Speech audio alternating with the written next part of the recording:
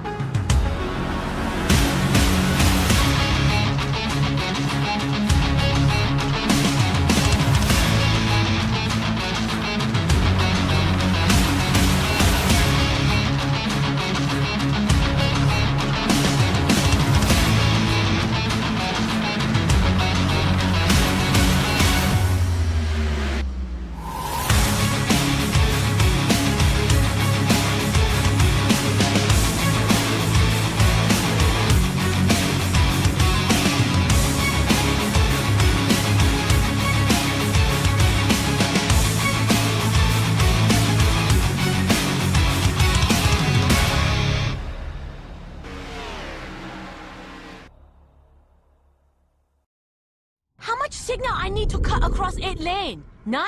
I turn now. Good luck, everybody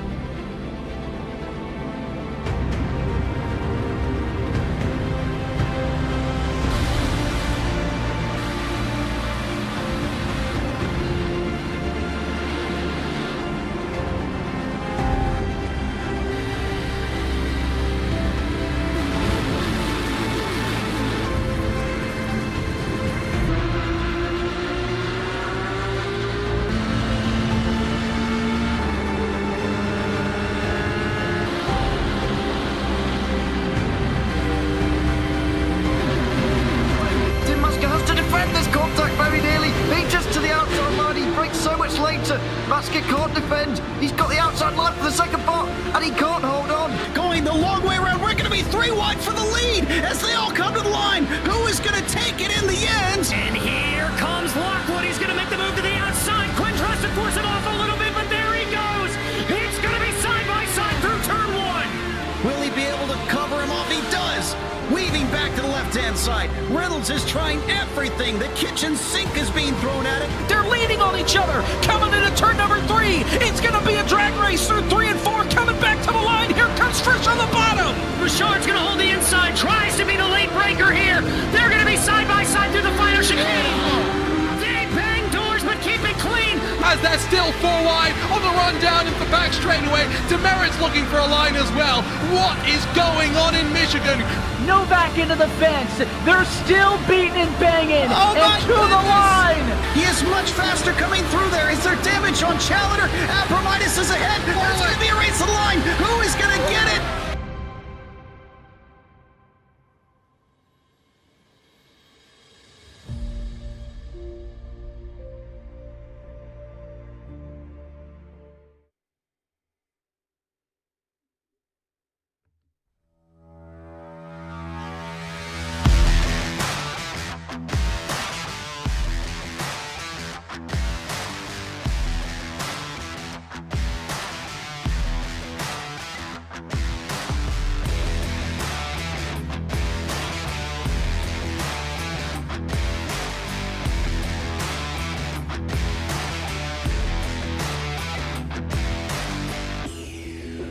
Originally constructed in 1996, Las Vegas Motor Speedway held its first major event in September of that year, an IndyCar race won by Richie Hearn. The first NASCAR event, a Craftsman Truck Series race, followed 2 months later. The Xfinity Series paid a visit in 1997 before the NASCAR Cup Series arrived in 1998, marking the beginning of the track's long-term success.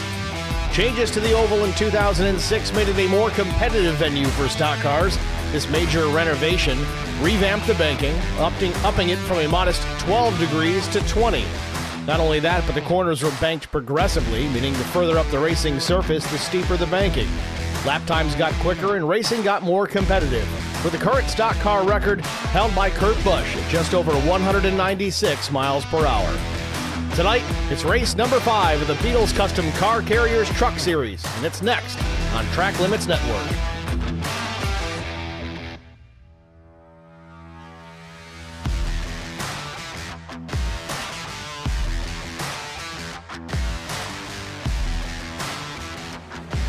Good evening, everyone. Welcome to the virtual Las Vegas Motor Speedway. I'm Steve Singer with Track Limits Network, bringing you race number 5 of the Num Thumbs Racing League, presented by Beadles Custom Car Carriers.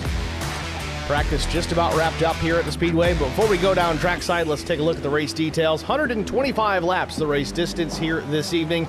Air temperature 78 degrees, dry out here in the desert at 20%. Very clear skies. A little breezy, though, as it tends to be in Vegas. 17-mile-per-hour breeze. Track temperature, 80 degrees Fahrenheit.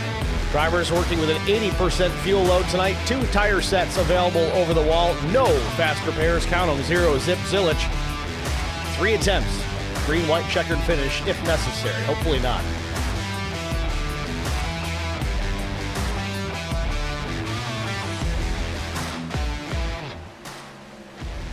Let's go down trackside here, see where everyone's lining out time-wise. So far, the fastest on the board is the 13 of Paul Durkee. Drew Blaze, Brian McCann, Albert Anderson, and Skylar Harrod, the top 5.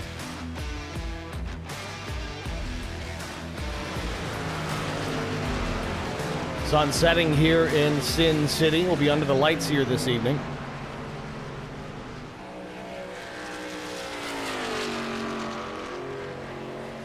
And if anybody out there watching tonight could just let me know how it looks visually as far as how bright or dark it needs to be with this new iRacing lighting update. It's beautiful, don't get me wrong, but I just want to make sure it's not too dark for everybody. To me right now it seems a little dark, even though I did bump up the brightness. As the lights come on here at the Speedway, please let me know if it seems a bit too dark. We'll try to make a change here when we get an opportunity to do so.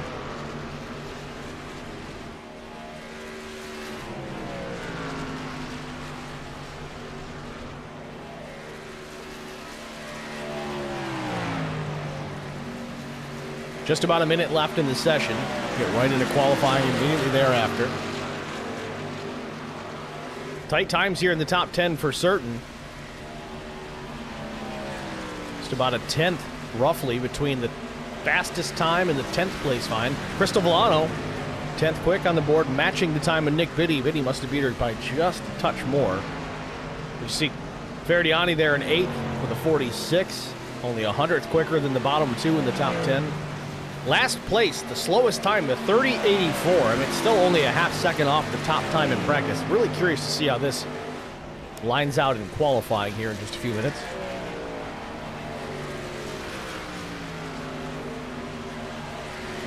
Derek Welch, the race, or league owner for that matter, wanted to make mention here. Lori Vaught handling the race control tonight. Lori is, well, the owner of VRL. Of course, they are here Wednesday nights, and you see them here at Track Limits tomorrow evening. But Derek, very appreciative and thankful for her jumping over here and doing race control while Derek is off here for a couple of weeks.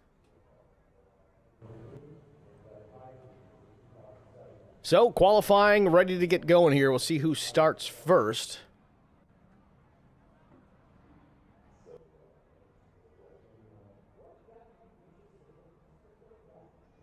And I believe we do have a 5-minute session here, 2 laps. Looks like Nick Biddy will be first to roll.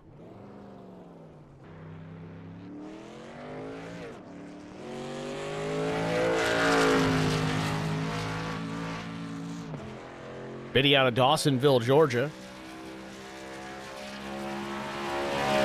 Kind of ironic. Just watching Moonshiners here a bit ago, and they were doing a spot on Dawsonville, Georgia.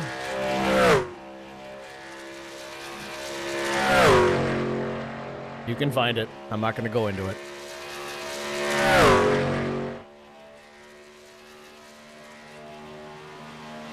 So Biddy cross start finish here. Starts lap 1.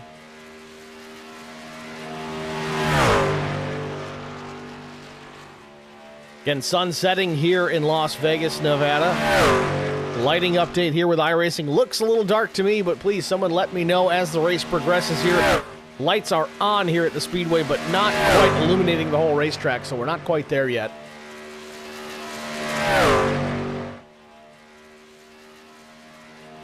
Biddy gonna cross the stripe here, finish lap number 1. 31-135 for Nick Biddy, currently sits P1. Not for long, though. Mike Fahey jumps top of the board. And Jesse Redding does the same. See if Redding's got a faster lap in store on lap 2. Just about wide open all the way around here to get a good lap in qualifying. Really, even in the race, if you do it for the first handful of laps, you can be flat out. But you got to be careful, though. Got to take care of those tires.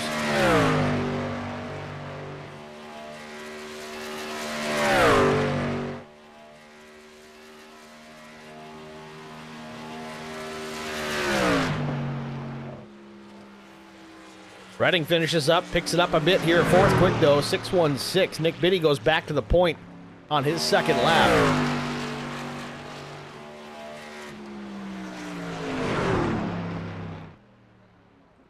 Ken Couch, 5th quick on his first lap with a 6:02. Nick Biddy still top time, 30.52.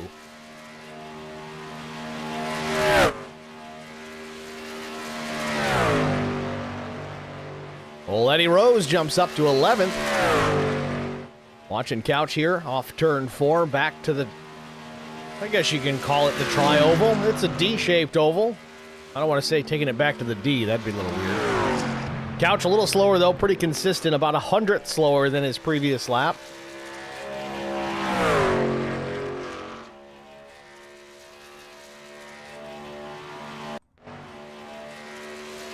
Tommy Welch out of New Gloucester, Maine. Biddy still top time with a 52. Welch crosses the stripe, 21st quick, 31.511. Maybe just trying to get some heat into the tires in that Major Melon machine.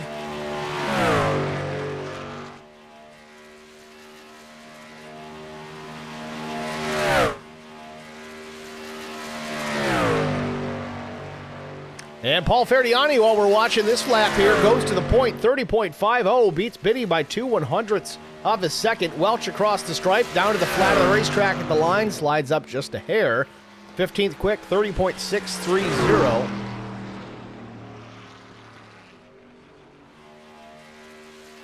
Skylar Herod, 31.020 his first lap. We'll see if Skylar goes faster on his second lap. And he does, 10th quick with a 6:10, 30.610.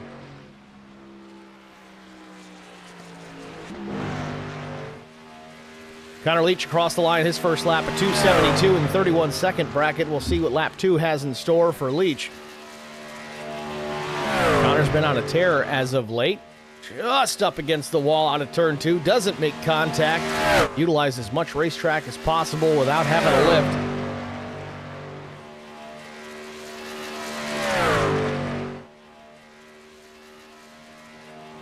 Connor Leach back to start finish. Where does he land? 8th quick, 30.583. Big pickup. Not enough.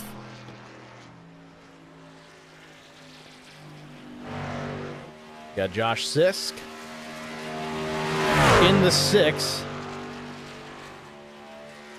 I'm still messing up his name. I've been calling races for this guy. I think this is the 3rd season where he's been running. We've been calling the race with numb thumbs, and I'm still screwing up the last name. And I think I got the first name screwed up again, too. I think he said he preferred to go by Caleb instead of Josh. I'll see if I can fix that later. Sisk out of Statesville, North Carolina. Crosses the line. First lap for the 6 machine, 31.152. It's 31st. Likely to see a big pickup here on the second lap. Sisk keeps it turned down to the low side of the racetrack. Doesn't go way up to the top like we saw Leach do. Shortening up the lap distance-wise by slightly, a little tiny bit. Sisk down to the flat as well, shortening up the lap again, keeps it below the white line at the start-finish. He goes third quick, 30.535. Paul Ferdiani still the fastest at 30.50. And look at those numbers, 7th through 10th running identical lap times, 30.58 for 7th, 8th, 9th, and 10th. We're 8/100ths of a second separation through the top 10 right now. Good old Chris Gomes in the 4. Fear the 4.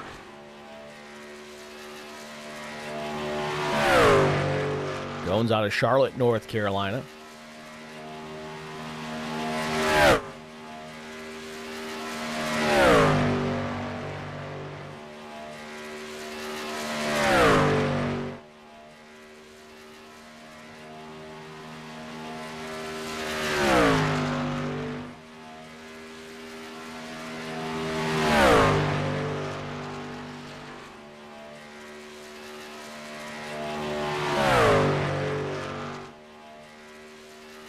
.34th quick, lap 1 for Chris Gomes. Must be a 10-minute session here as we're approaching the 7-minute mark here in qualifying. Again, 2 laps, 10 minutes. Whatever comes first. Jonesy across the line. Let's see where he lands. Does he get a top 10 here? 5th quick, top 5, 30.564. A good lap on lap number 2 for the 4 Chris Gomes. Jason Steptoe out of Roanoke, Virginia.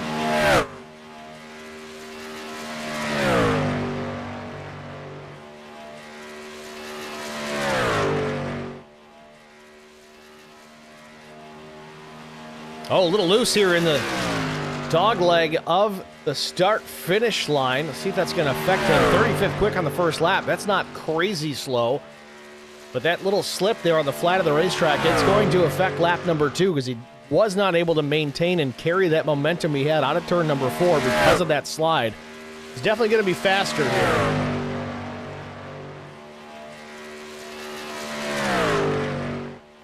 We got Mike Fahey in the chat, says, someone tell Gones that green is bad luck. Some of you might hear that and wonder, what is he talking about? But yes, green on a race car, not good. Unless you're from England. It's fine for the British racing green Jaguars, I guess, but nobody else. Oh, and Cole Trickle. Granted, then again, he had that big wreck. I don't know. Maybe it's not good. Steptoe 33rd on his lap. Now the triple three is Sean Roberts out of Albertus, Pennsylvania.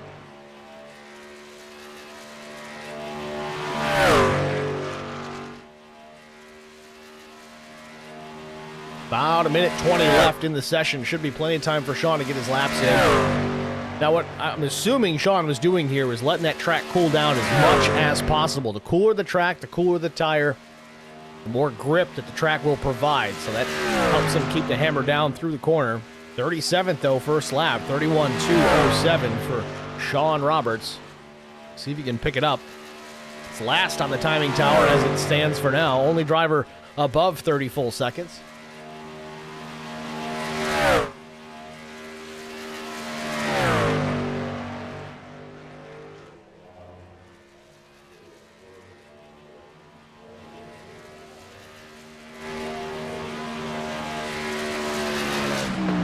Roberts, a big pickup, top 10 starting position, puts it 7th, 30.572, and that should wrap up our qualifying session. Larry Dickerson, Albert Anderson, Justin Johnson, Chuck Kiger not taking a lap in qualifying. You will see Lori Vaught in the timing tower here. She is the race admin, but she has joined as a participant, so he's still going to have Lori showing up in the timing and scoring, so just ignore her.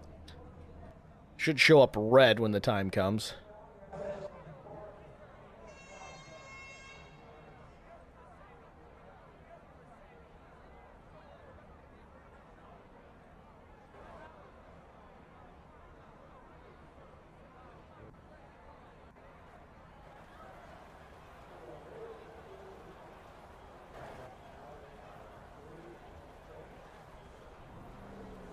So with that qualifying in the books, we're going to get right to our starting grid. Take a look at it here on the pole position with a lap time of 30.503. It's the 33 of Paul Ferdiani. Outside front row from Sisk Speed Shop. Missed it by 24 thousandths of a second. The 32 of Nick Biddy. Starting in row number 2, it's the 6 of Josh Sisk. I'm going to make him change that number. Vincent Short will start to his outside the track bar. Motorsports number 15. He missed it by 57 thousandths. You can see these times here. Just look at the delta from pole on down. Less than a tenth of a second separating the top 12. We'll get back to it here. In row 3, it's the 4 of Chris Goins and Carson Rowland in the 90. Row 4, Sean Roberts and Brian McCann. Row number 5, it'll be Scott Milner and Justin Lawson. Starting 11th, 71 of Connor Leach. Mark Truxell will be to his right elbow. Starting in the 13th position, Aikman Pollard. 14th is Mark Collins.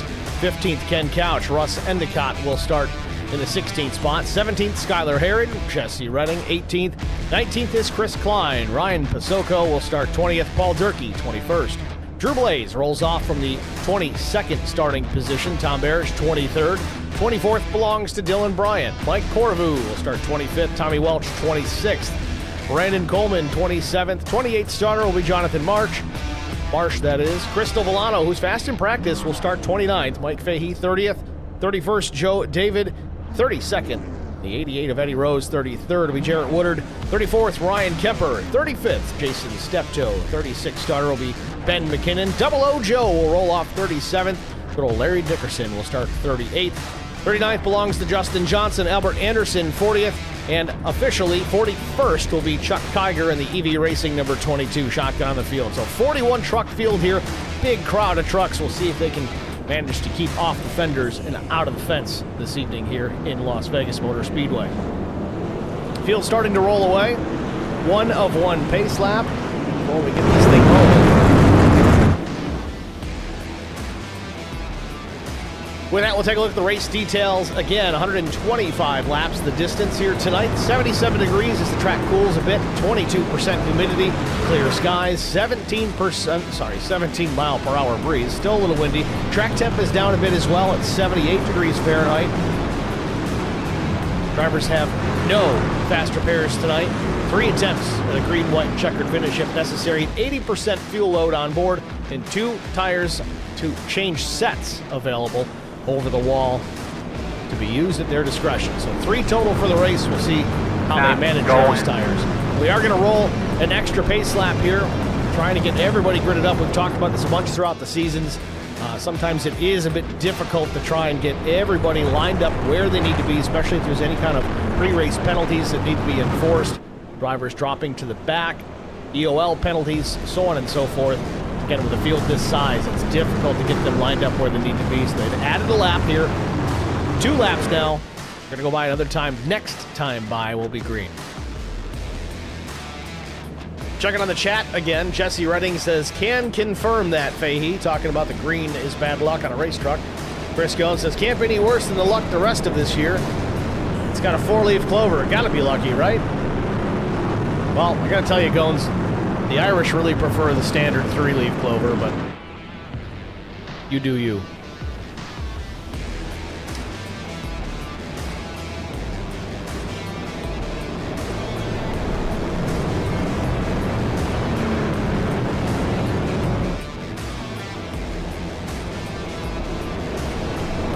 And we got DW, Derek Welch, jumping in the chat. Again, he'll be missing the next couple of races. Got some things going on at home, trying to get squared away.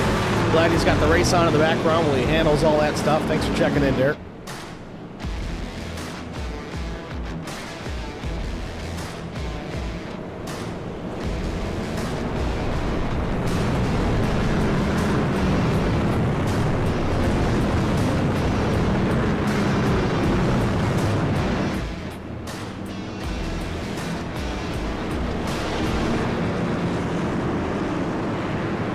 Pace truck lights have gone off. We're getting ready to go racing here from Las Vegas Motor Speedway. Race 5 of Beadles Custom Car Carriers Truck Series, the Num Thumbs Racing League, about to get underway. Paul Ferdiani, Vincent Short on the front row, going to lead them to green. Pace car, pace truck takes the hard left down pit lane. We're ready to go racing here in the desert. Green White flag in the air.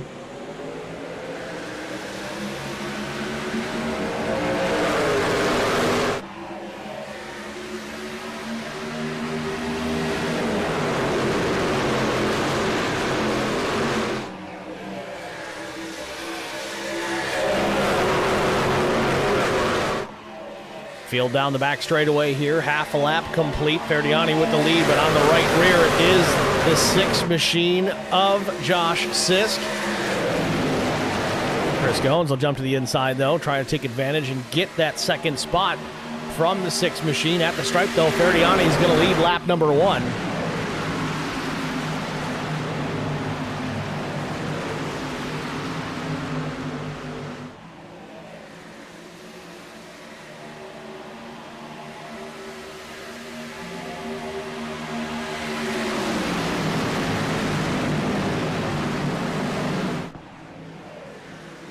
Goins up to the second spot, gets clear of the 6. Again, you're going to see a lot of this here tonight. Guys that are pushing hard, guys that might not push too hard, trying to save some tire later on. Again, only a 2-set availability over the wall here tonight.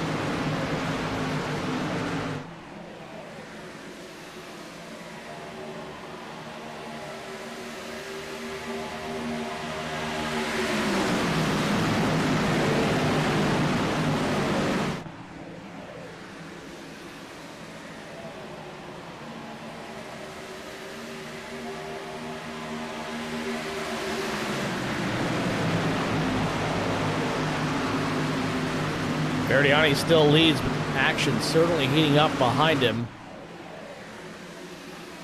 Goins taking a look to the outside, wasn't close enough to get to the right rear, or was he? Like, might be there. Ferdiani wasn't able to jump up the racetrack. He's cleared now if he wants to slide up, but Goins goes up a half lane, maybe a full lane. Ferdiani, a little bit of a slide job in front of the 4, but it's going to get a crossover here from Goins at the stripe. Oh, it was close. I don't know if Goins led it or not. I think Lloyd was Ferdiani, but now Goins still at the bottom of the racetrack, looking for the race lead here at Las Vegas. Middle of turns 1 and 2, now on exit. Ferdiani way up the racetrack, might have scraped the right side. Goins still pursuing, still trying to get clear. Now Vincent Short has jumped up into this battle. And a Quattro here. Short slides at the racetrack. Almost gets the door of Sisk.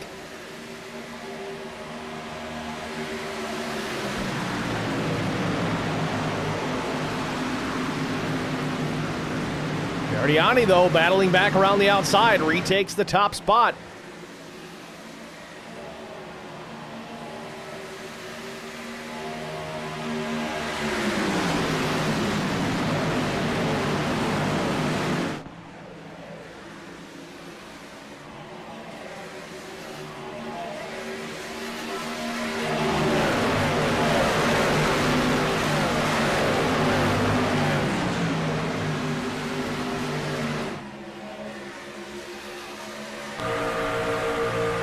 On board with Caleb Sisk. He's got Vincent Short in the 15 truck to the inside. This is the battle for the 3rd position. Oh, close quarters battle here. Very tight. Short tucks in behind. Now Sisk to the outside of Chris Goins.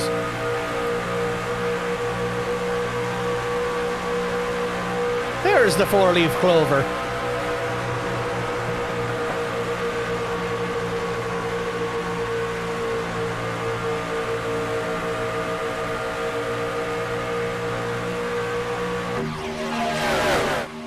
Ferdiani doing a strong job here, still at the front of the field, holding off Goins and Caleb Sisk.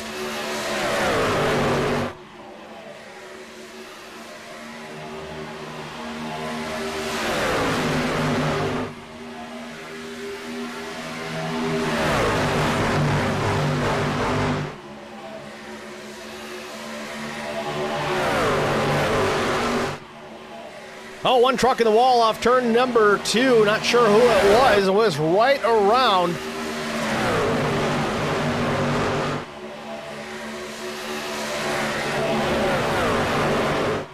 Trying to figure out who it was. It was right in the vicinity of Brian McCann there. 25 truck Aikman Pollard. Pancake the right side just a bit. Continues on, though. Doesn't look like he hit it too hard, but definitely kicked up some dust on that safer barrier. Meanwhile, Vincent Short Was battling for those top 3 spots there for a moment. Now back to 5th as Sisk now battling for the top spot as well, looking for the lead in turn 3.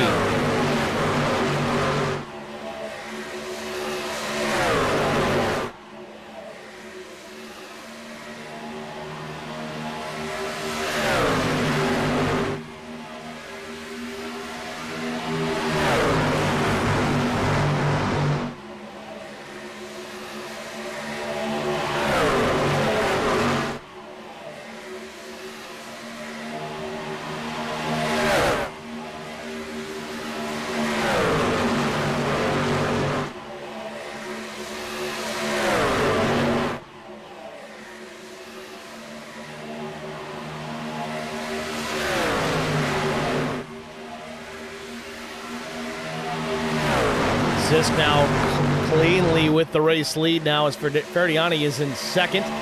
Jones hanging on to that 3rd spot, but he's being aggressive here, still trying to take that position away as he gets alongside the 33 down the back straightaway.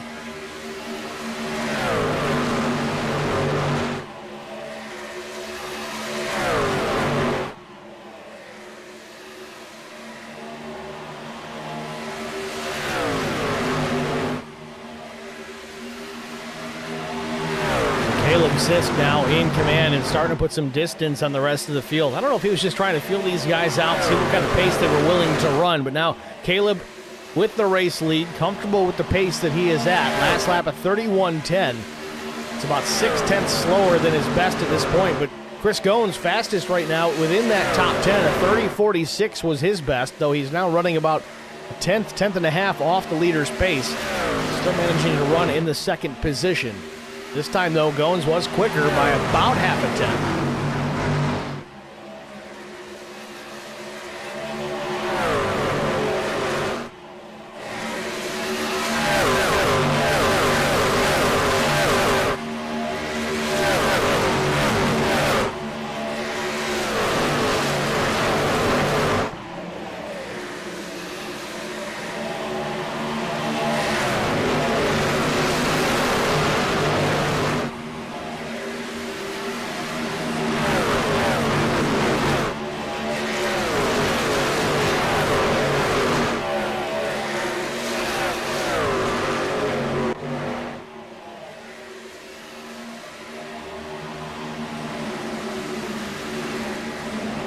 Like Corvu in a battle here with the 90.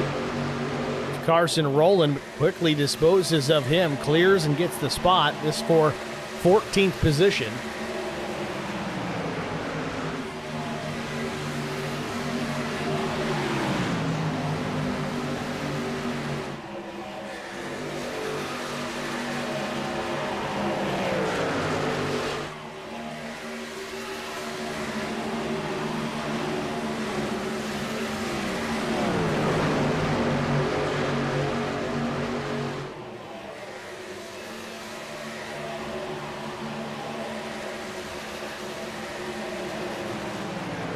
Spin. And caution's out. Caution.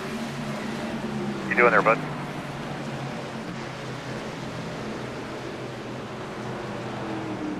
Tom Barish facing the wrong way here, just past start finish. Tom gets it righted here. Try to get a look what exactly happened here just a moment ago. Put us under our first caution of the evening, 17 laps in.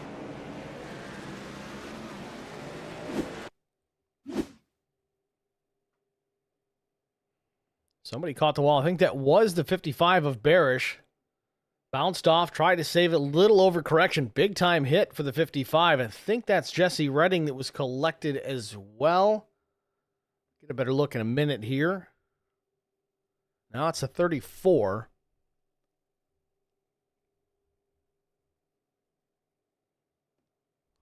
Joe David.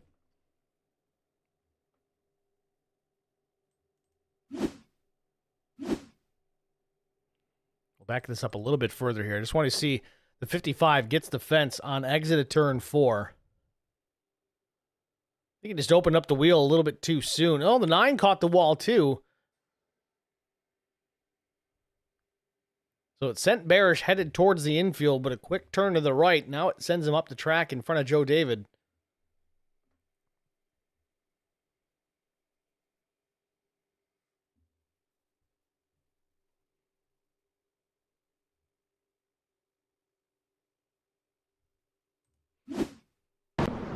So caution number 1, it's going to trigger some pit stops here.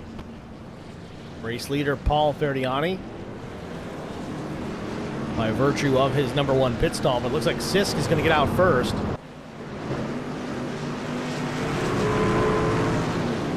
Larry Dickerson in the chat says, sorry, but my dog unplugged my whole computer. Oh, man. Guess you got to put him down. Kidding. I don't mean that at all, I promise. But I would be unhappy.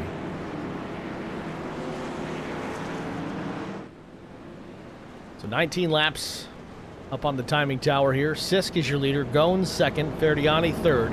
McCann running in the 4th spot. 5th is Skylar Herod.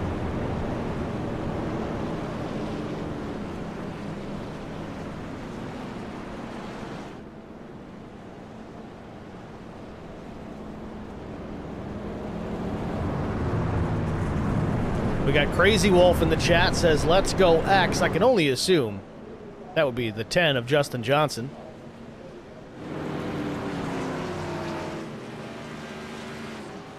By way of the X on the door, Dad Bod Studios.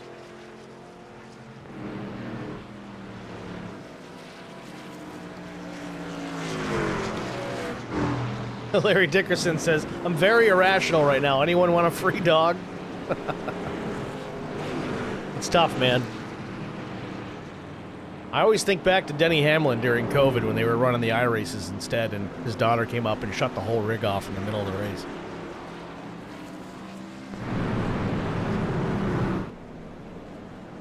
So as you can see, we're doubled up here, ready for the restart. It'll come at lap 21.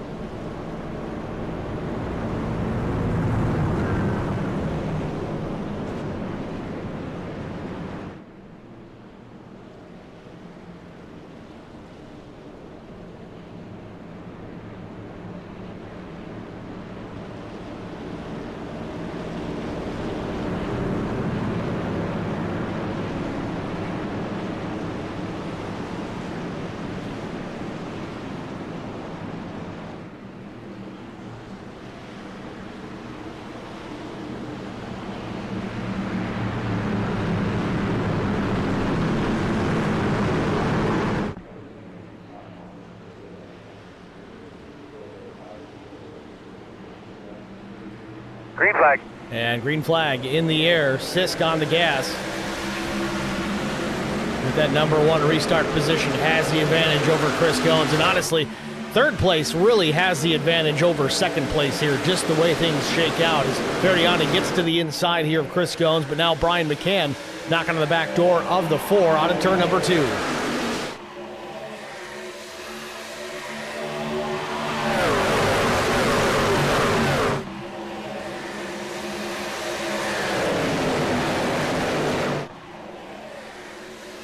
Goins swaps lanes, looks to the bottom here, wants that lead, crosses the stripe first, gets at least that lap led. We'll see if he can clear Sisk now down into turns 1 and 2. One truck up the racetrack in the fence, can't tell who it is just yet.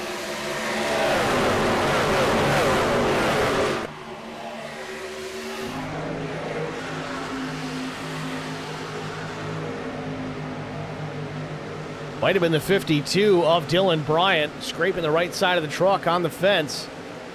Meanwhile, Sisk battles back, takes over that top spot, and now Chris Goins has to worry about Brian McCann to his outside. He's going to pinch him in there, use the 6 as a pick.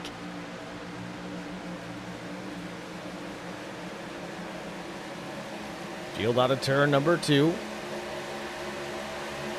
Now the draft will come into play here, and you see that happening right now as Goins losing a little bit of ground as he didn't have anybody in front of or behind down the backstretch. Now in a 3 and 4, not going to matter too terribly much, but the 25 of Aikman Pollard is right there, pulling the draft off the 7 of Brian McCann as they cross the stripe.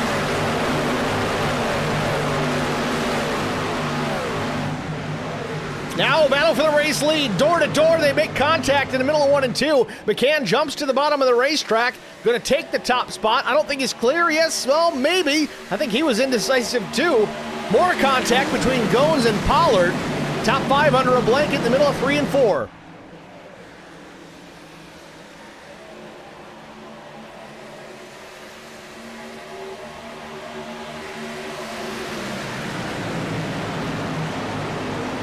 Another door slam into turn one. McCann and Siskin up the racetrack. Chris Goins might be going around, and he saves it.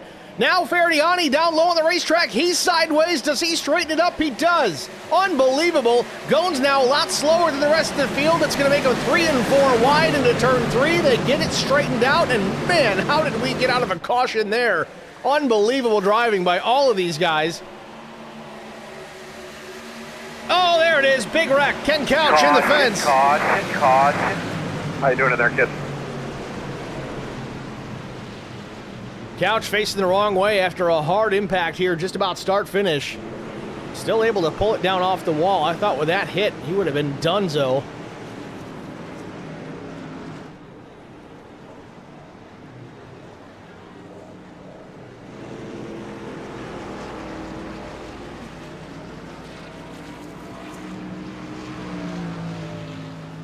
Well, let's take a look.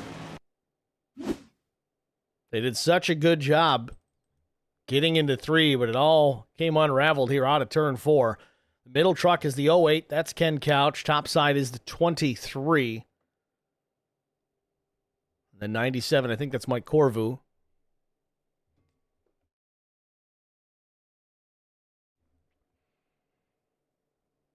The pictures tell the story.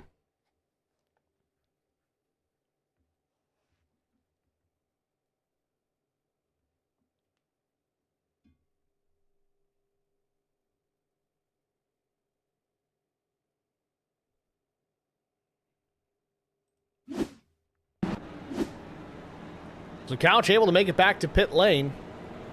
Again, no fast repair in this league. He's going to have to fix this the old-fashioned way. Definitely going to lose a lap. Some other drivers are going to make the effort to come down pit lane. We're going to take a short break, though. We'll step aside here. We'll return after this. Stay with us. Need insurance coverage that's built for speed? Frank Yea's office in South Charleston has your back. Whether you're blazing down the highway, protecting the home you've built, or setting up a legacy for your family, we've got the coverage you need. Auto, home, life, fast, simple, and made for you. Scan the QR code on your screen now to explore all our services and start a free quote today. Lock it in, save it for later, or call us at 304-744-7700 to get started.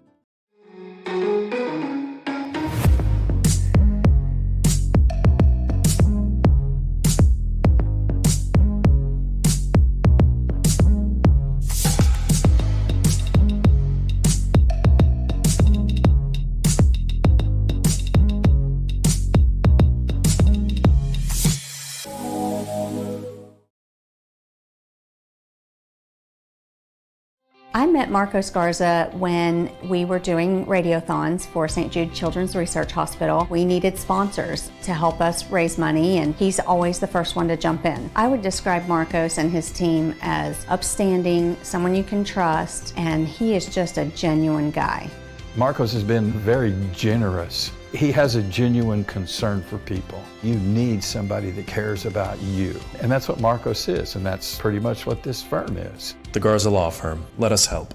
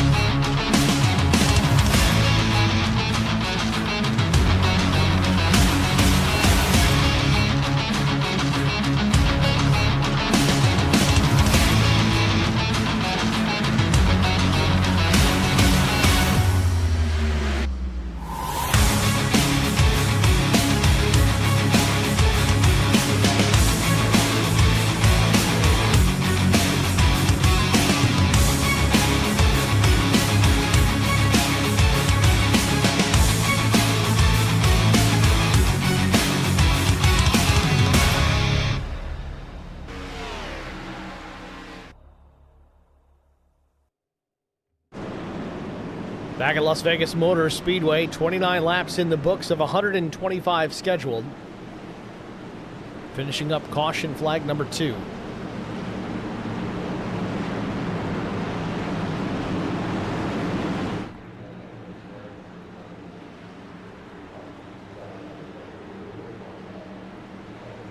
Green flag. Green flag in the air.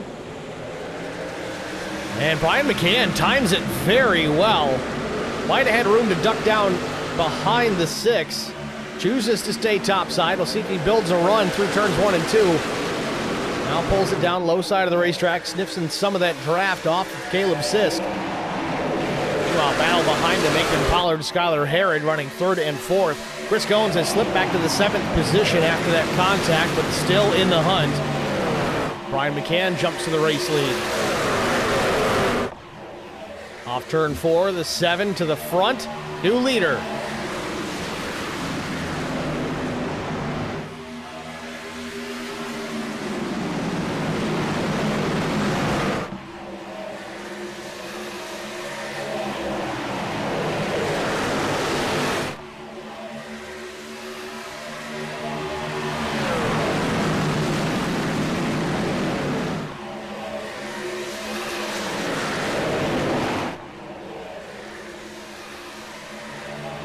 Back to the stripe, top 3 still single file with battle on for the 4th position. Connor Leach and Aikman Pollard side by side.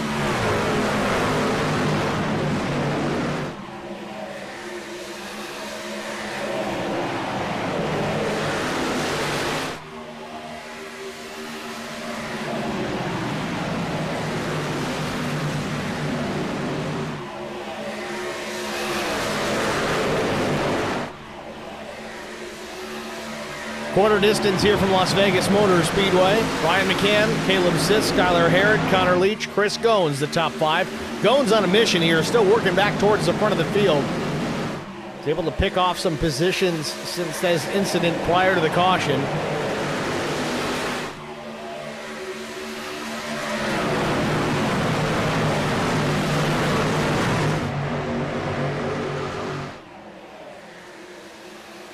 Mark Truxell in the 9th spot. Up the racetrack, might have pancaked the wall for a moment there. Truxell in a battle for position with 00 Joe Bennett.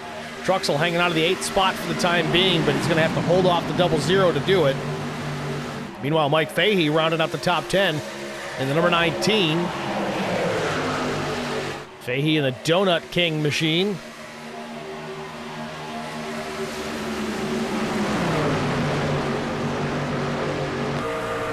On board with Mark Truxell. Might be clear, 00 Joe. Yes, he is, but Joe takes a look back to the inside. Now has to worry about Mike Fahey. Fahey working up alongside 00 Joe.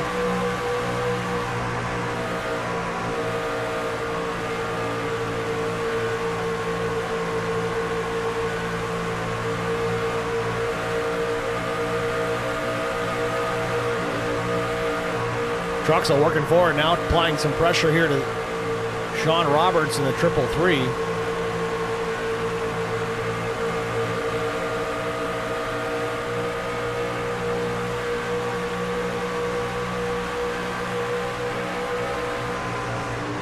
Truxell moving forward now into the 7th position.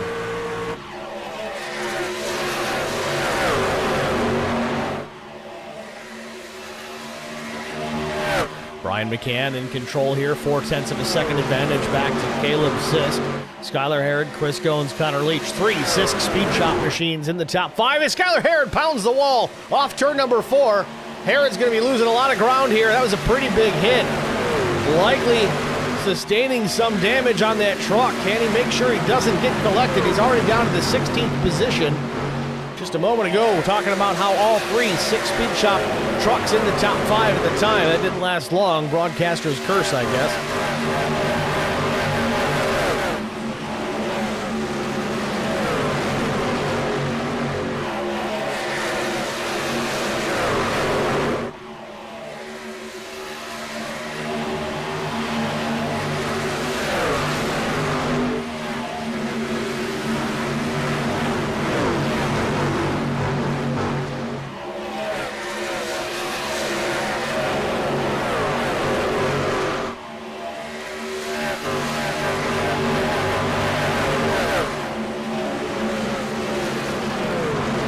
Herod settles out here in the 16th spot. He started 17th, so he's still +1 to the good. Now the 9 gets the fence, and we got trouble. Tom Barish, possibly? Somebody saved that truck. I don't know how. Maybe they didn't.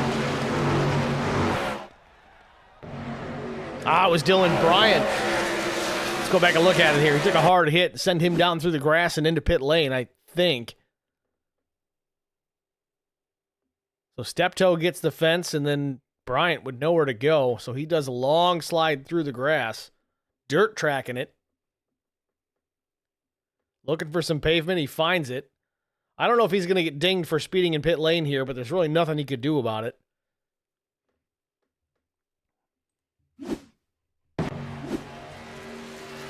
So Bryant now back in the 35th position after that incident, 40 laps in. Ryan McCann still out in front, extending his lead now to 0.6 of a second over Caleb Sisk. Chris Goins back up into the 3rd position, Leach 4th, Pollard 5th.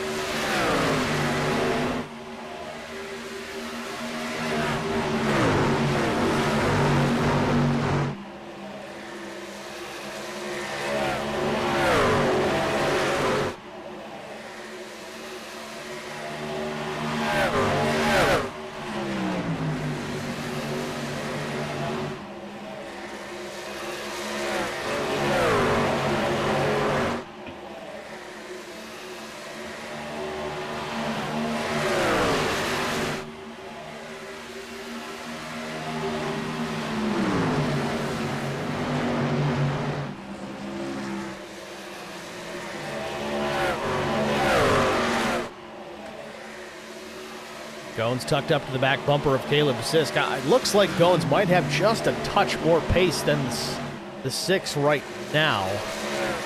Last lap, he was about 100th quicker, but again, he's got that truck in front of him, giving him dirty air.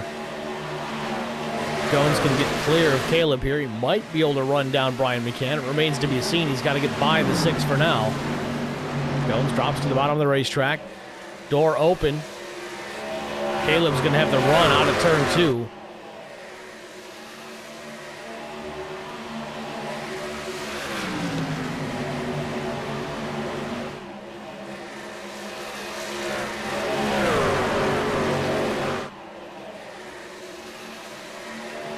Goins settles back in behind.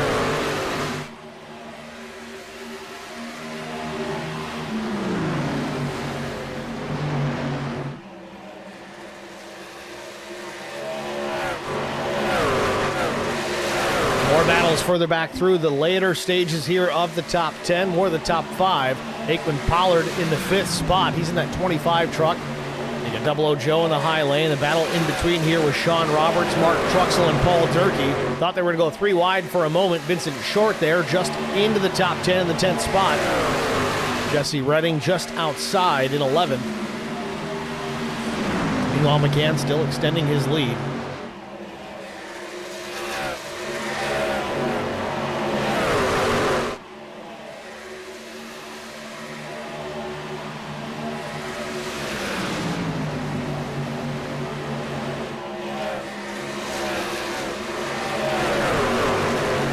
Pollard and Roberts side by side. Roberts gets the wall. That's going to open up an opportunity here for Mark Truxell as he pulls right to the tailgate of the 333. Now down into turn 1. Goes to the high side. Roberts trying to figure out which lane he needs to block here. Pollard on the bottom. Truxell up top. In formation behind Sean Roberts, but Roberts a decent recovery after that contact. Truxell gets through, takes the spot from Pollard. Now looks for that position from Roberts.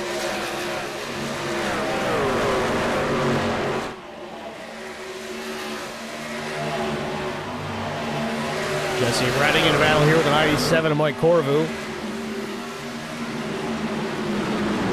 Redding in the black and green number 21. Nick Biddy working through here. He's down 11 spots. Already started much further up the field. I think Biddy, no, he did not take tires. So some other issue here, putting Biddy further back in the pack. And he started, I think it was 3rd.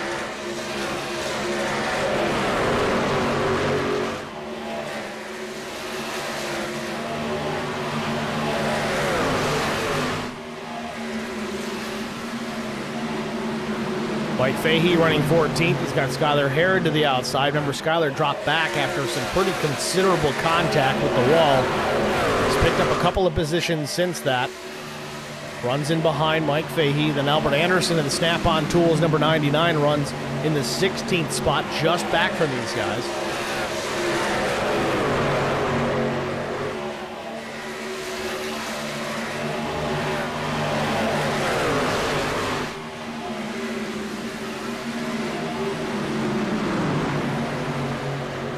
So Chris Goins has gotten up into that second spot. Connor Leach now third as Sisk has dropped back to the fourth position. And as we suspected here, Goins got clear and has started to set sail. The distance from first to second still 1.3. We'll see if Goins can reel in Brian McCann and apply some pressure. Last lap for McCann was a 31.94, about 400ths quicker than Goins. This time by it switches a bit. McCann runs a 96, Goins with a 94, so he is closing, but very gradually at this point. 50 laps in here from Las Vegas Motor Speedway. It's McCann, Goins, Leach, Sisk, and 00 Joe in the top 5. You can hear Goins lifting out of the throttle now. These guys are definitely well past the full throttle lap. Not wide open anymore.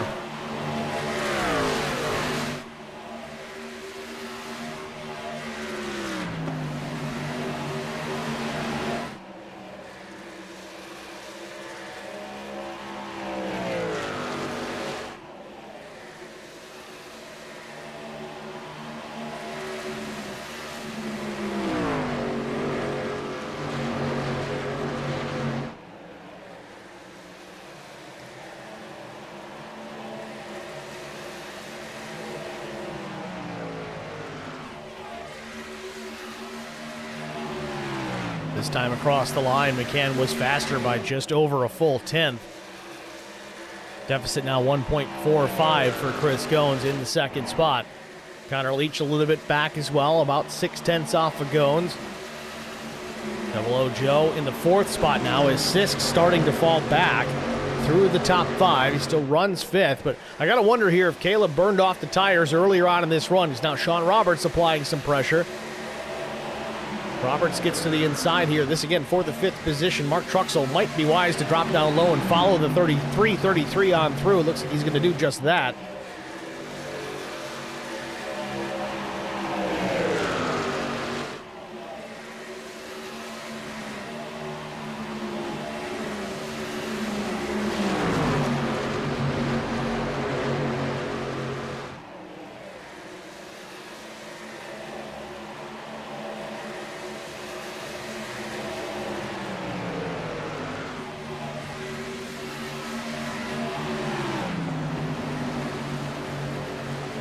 Just about 9 laps away here from halfway from Vegas.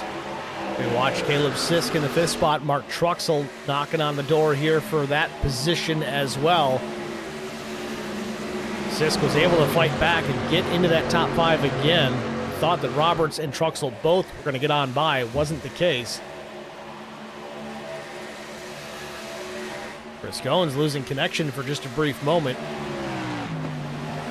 So Connor Leach is reeling in Chris as well. It was 6.5 back not that long ago. Now it's just under half a second. So we approach halfway.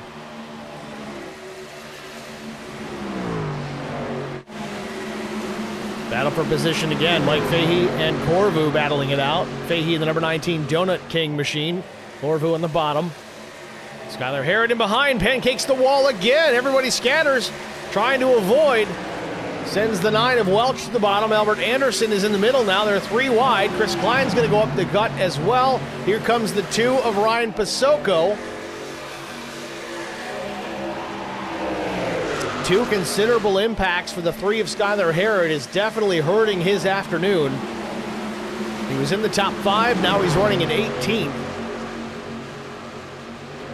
Welch up the racetrack has to lift to avoid contact with Klein. And then Harrod in the wall again. Pushing a little bit too hard, it seems, or that right front tire just giving up. Caution. And caution's out. Quickly, tell me what you got. Steptoe in trouble, it appears. Yes, indeed, facing the wrong way. It's coming just a moment ago here, put us on a caution the 3rd time. Steptoe a little loose on exit. Jarrett Woodard closes the gap and just drives right in the right rear of Steptoe. Then he bounces off the 11. Big time hit here at start finish. Woodard and Steptoe in trouble here.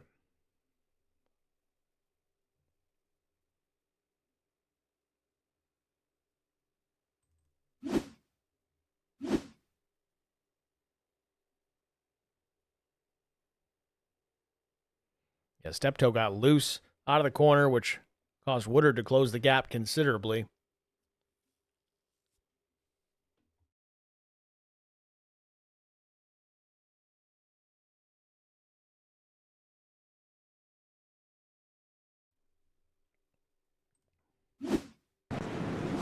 So caution number 3, lap 58 presently. We're going to see everybody hit pit lane here again. In fact, we're seeing it right now.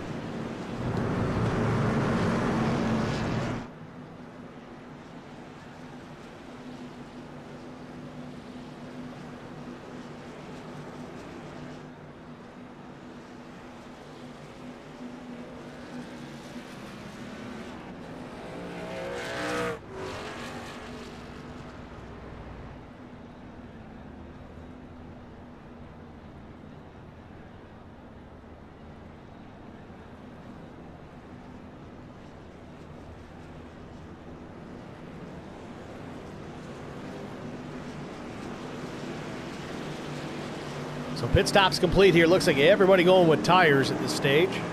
We're just shy of halfway, so this will be the first set of tires these drivers have taken. So they still got one more set to work with later on before this one is over. Likely going to need to make a pit stop for fuel before it does come to an end. So it's going to be McCann, Leach, Double O Joe, Sean Roberts, Chris Goins. That's the new top 5 after the round of pit stops. Some quick pit stops from some of these guys. Looks like Joe Bennett was a 14:47. Sean Roberts with a 45. Those are the fast ones in the top 5. Leach was a 14:80. Brian McCann, pretty slow though, 15.18. Still manages to get out first. Chris Goins, a 16:43. Might have missed the pit stall just a bit, forcing a reverse situation.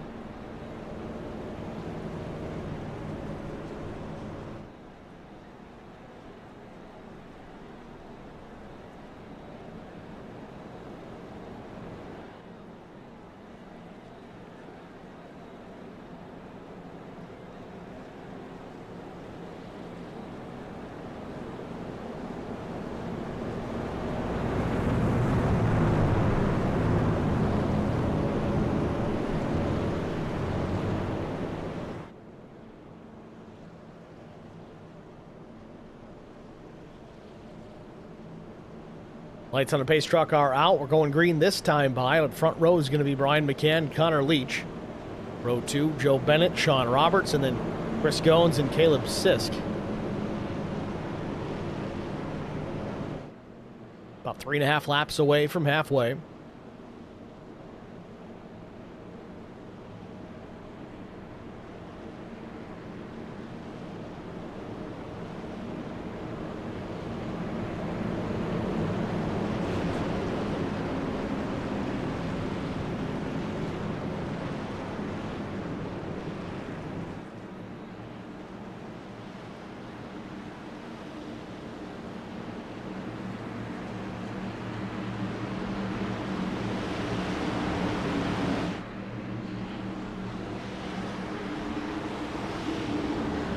Pace truck is in.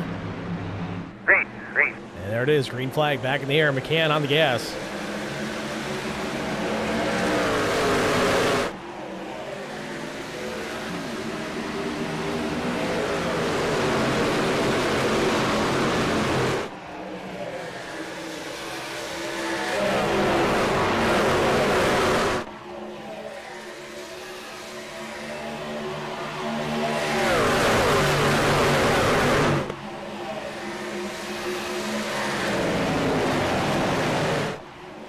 And out of turn number 4, McCann still with the lead. Lap in the books. Everybody gets through it cleanly. Connor Leach hunting the front to the back bumper of the 7. Leach goes topside. Going to have a big run out of 2, but McCann slides up the racetrack to block that run. May open the door for Chris Goins out of turn 2. Leach now stays to the back bumper into turn number 3. McCann still with the race lead.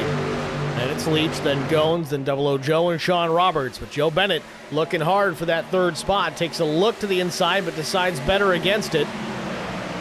63 laps in the books, though we are officially halfway here from Las Vegas Motor Speedway. We're going to step out, get a track limit side-by-side break. Stay with us. You won't miss a moment of the action. We'll be right back. I met Marco Scarza when we were doing radiothons for St. Jude Children's Research Hospital. We needed sponsors to help us raise money, and he's always the first one to jump in. I would describe Marcos and his team as upstanding, someone you can trust, and he is just a genuine guy. Marcos has been very generous. He has a genuine concern for people. You need somebody that cares about you. And that's what Marcos is, and that's pretty much what this firm is. The Garza Law Firm. Let us help.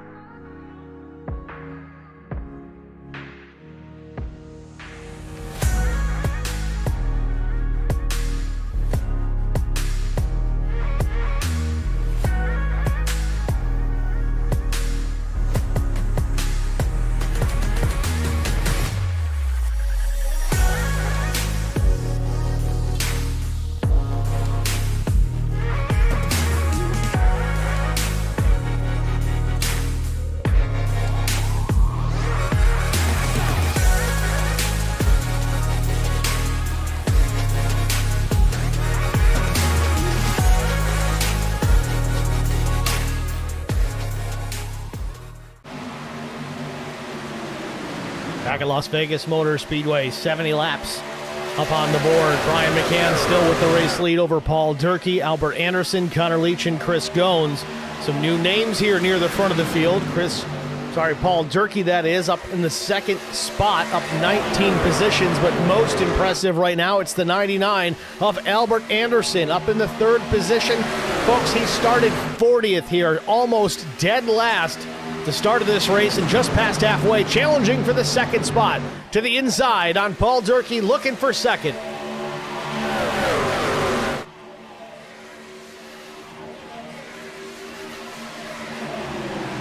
Durkee top of the racetrack.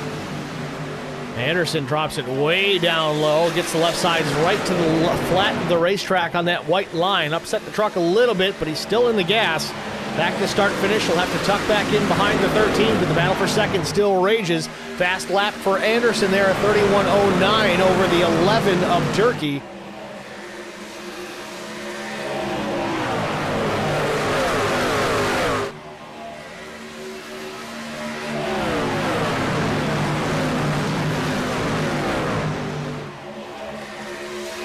Side by side, almost making contact here out of turn number 4. Anderson still pushing hard, trying to take that second spot away from the 13 truck to his outside. Back through the tri-oval here, now down into turn number 1. Durkee to the outside, Anderson on the bottom. Does he have enough run out of 2 this time to clear the 13? He's on the gas, up the racetrack, opens up the wheel, but still not enough room. There's drag race now down into turn 3. We'll see if he can try it again.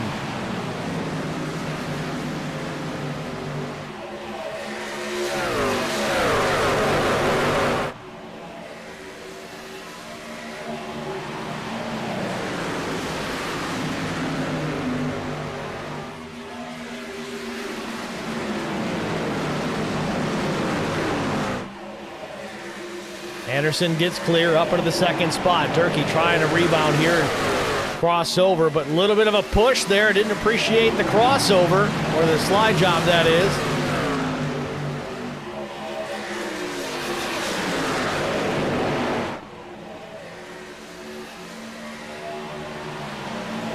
Now Leach trying to take advantage of this battle. He stuck his nose to the right side of Durkee's machine, but meanwhile Brian McCann loving this battle behind him. He's able to stretch out his lead to just shy of a full second here with just about 50 laps remaining once they get back to the line.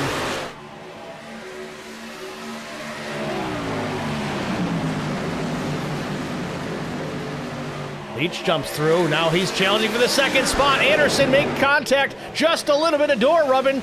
Rubbin's racing, folks, but Anderson jumps into the third spot now as Leach takes over second.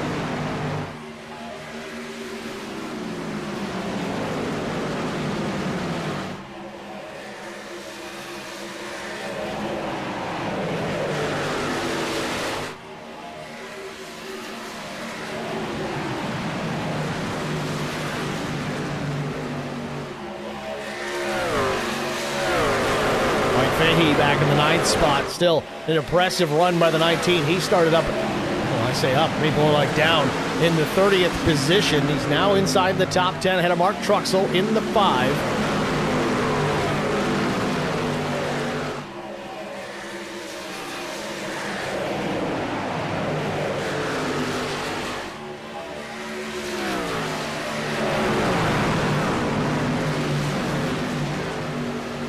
Check on Skylar Herod again here with that 3 truck. He has rebounded a bit here into that 12th, 13th position. Fighting it out now with the 2 of Ryan Pasoko. Vincent Short in behind in 14th.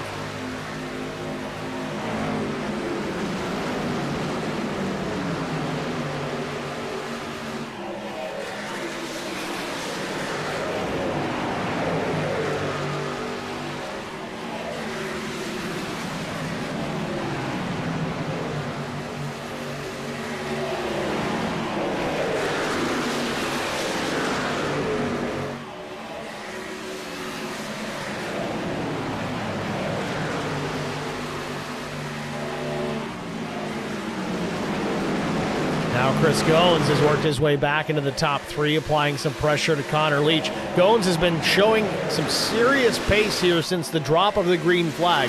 Started up in the 5th position, now runs 3rd, but he's been fast all night. He's led some laps, now pressuring Connor Leach for that 2nd position.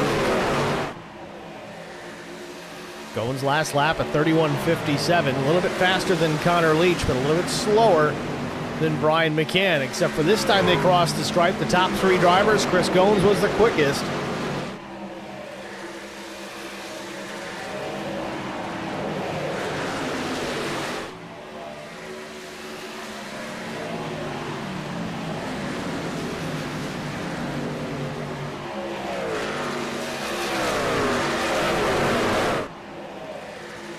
Battle in behind Chris Goins, Paul Durkee. Albert Anderson. Anderson with 4th. Now Caleb Sisk starting to work his way back towards the front.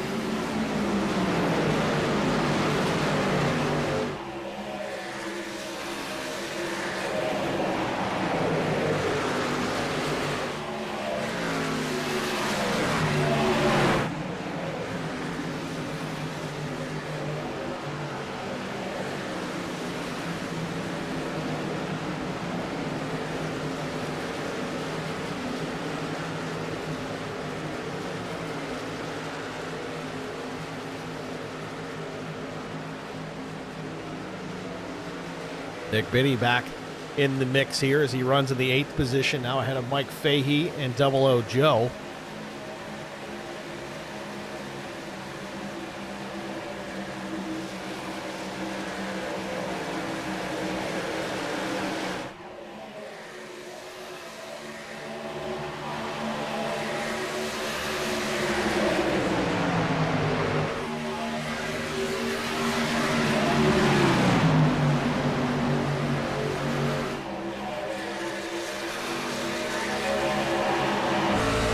Right on board now with Paul Durkee. Durkee with Joe Bennett to the outside. He'll tuck in behind the body armor number 00 F-150.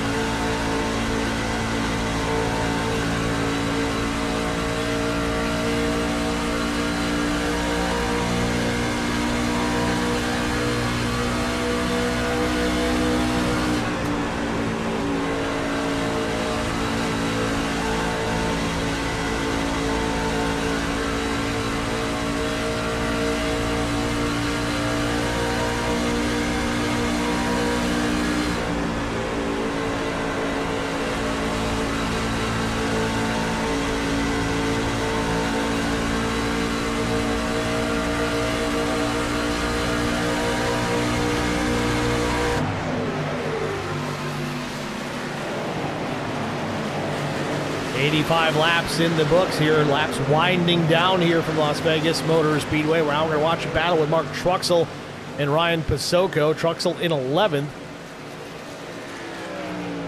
Mark losing some ground here. I don't know if he just pushed a little too hard too early in this tire run. We do have one more opportunity to make a pit stop, though, before this one's all said and done. I think they're going to need to take one more round of fuel. And I think they all have a set of tires still sitting over the wall. Do they take 4 or do they gamble with 2? Can't imagine anybody going with none. Caution, caution. And just like that, start talking about pit stops and the yellow comes out. Looks like maybe Russ Endicott.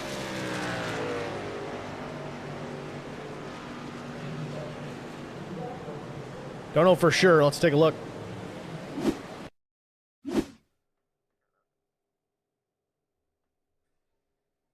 Russ Endicott for sure, and the 12 of Ben McKinnon coming together. Wasn't a major wreck by any means, but it's going to send the 57, it looks like, through pit lane, at least for a moment. Almost takes out the pace truck.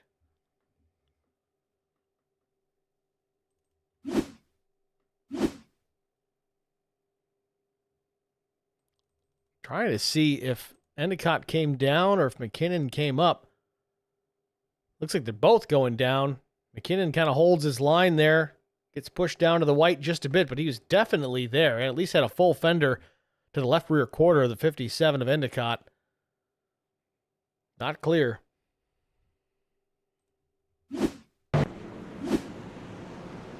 So pit lane open, field's going to come down, likely a final stop of the afternoon.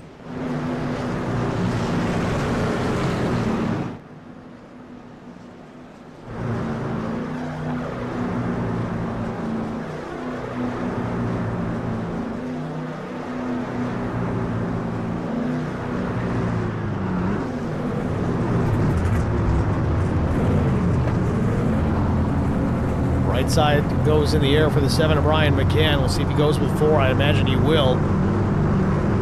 Crew around to the left. There it is. 4 tires and Sunoco race fuel. Brian McCann's going to drop the jack, head back out into the action. Looks like Connor Leach, though, went fuel only. So did Mike Fahey. That's a surprise here. Going to be just over 30 laps to go, and we go back green here. There's some drivers that opted for some strategy. Connor Leach, Mike Fahey, Paul Durkee, Skylar Herod. Looks like fuel only. Chris Klein might have been the same. Majority of the field, well, not even the majority. Looking up and down pit lane here, it was pretty 50-50. So we'll see how this pans out. With those drivers not taking some tires, we're going to see a differential in pace. These guys gambling, hoping they get another caution, because if they do, they can come down, take that last set of tires, and look like Superman out there.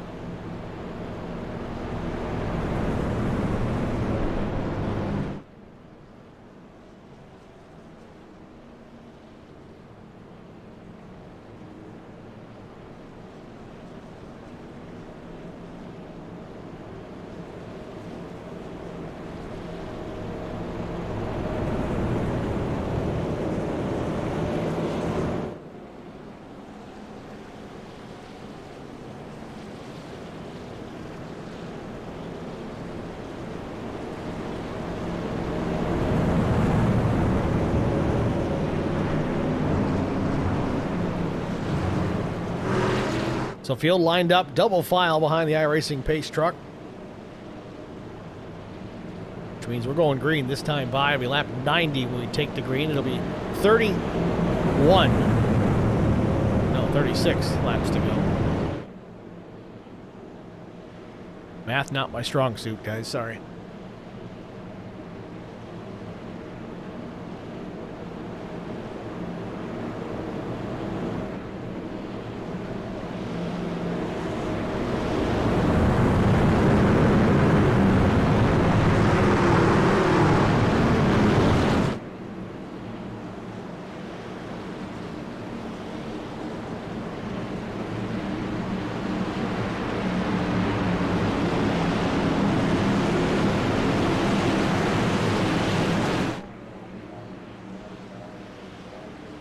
Pace truck makes a hard left, bouncing off the apron of the racetrack.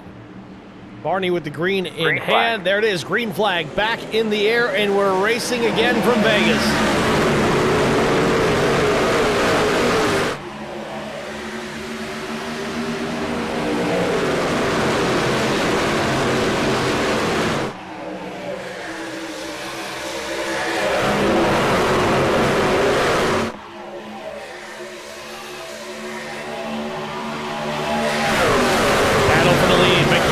Side by side, McCann up the racetrack, Leach on the bottom. Still side by side out of turn number 4.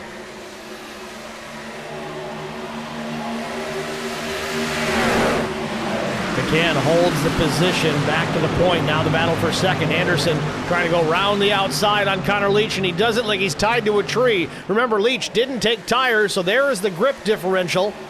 We'll check the lap time the next time by and see where it adds up here. Looks like McCann and Anderson both on fresh tires.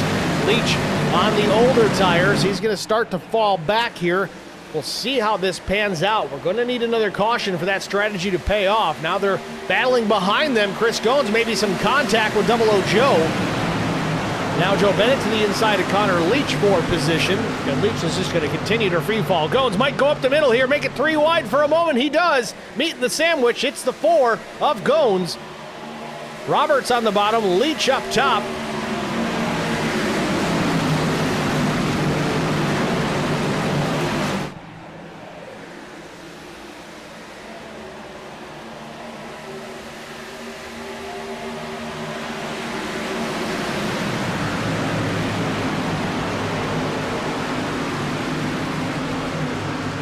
So McCann still the race leader here, half-second advantage back to Albert Anderson. Again, Anderson, got to give him a pat on the back here, up 38 spots from the start of this race. Started all the way back in 40th position, now running in the runner-up position. Caleb Sisk runs third. He did take tires. Interesting that these Sisk Speed Shop drivers on different strategies. Usually you kind of see one do one thing and the rest of them follow. They've been so good in that strategy department this season. It's interesting to see them split it up. I know they're really going for that team win type situation this season.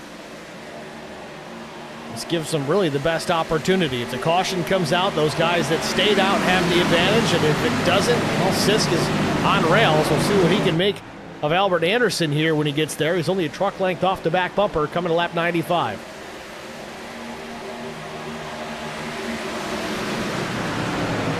Joe Bennett, Chris Goins still fighting it out. Mick Biddy there as well, looking for a way around.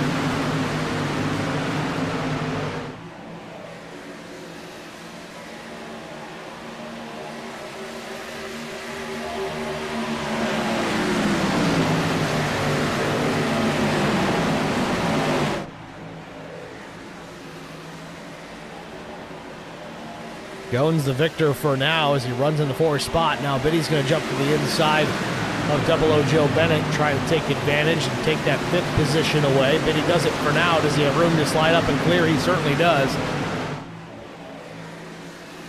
As it stands right now, the top 13 trucks are drivers that took tires on this last pit stop.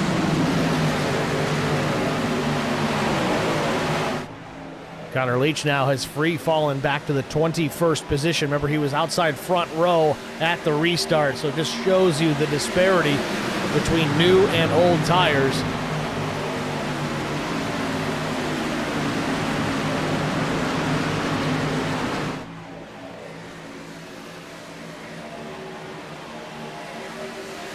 Top 5 positions separated by less than a second. Biddy, the 5th place truck in the line. Then it's Goins, then it's Sisk, Anderson, and then race leader Brian McCann. McCann with a healthy margin for now, 4.5 tenths back to the 99.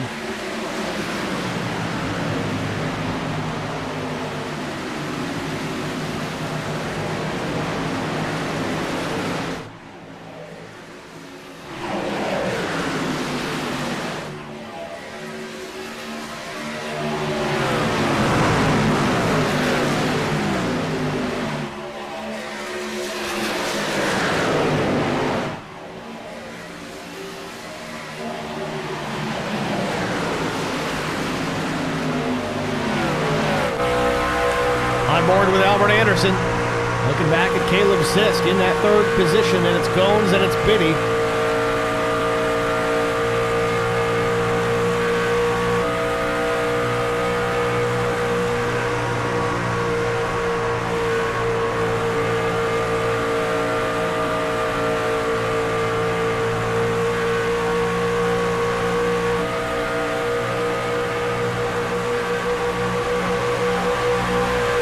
Little bit of door slam between Anderson and Sisk. This for the 2nd spot. Sisk gets it. Crossover from the 99.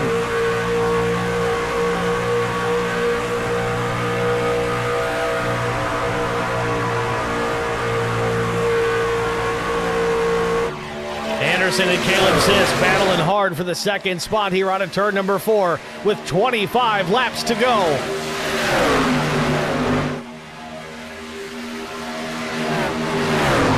Meanwhile, Chris Goins running in 4th here. He's going to pick up a big problem here if these two come together. But if he can drive through it, he can pick up a couple of spots. He'll go on board here with the 4.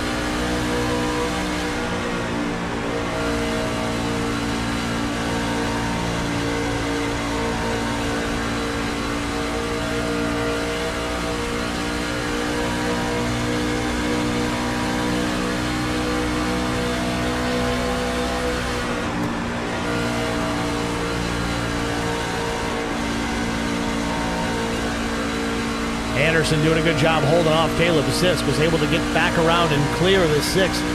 So Anderson maintaining that 2nd position, Sisk 3rd, and we're right on board with 4th place Chris Goins. Nick Biddy in tow in 5th.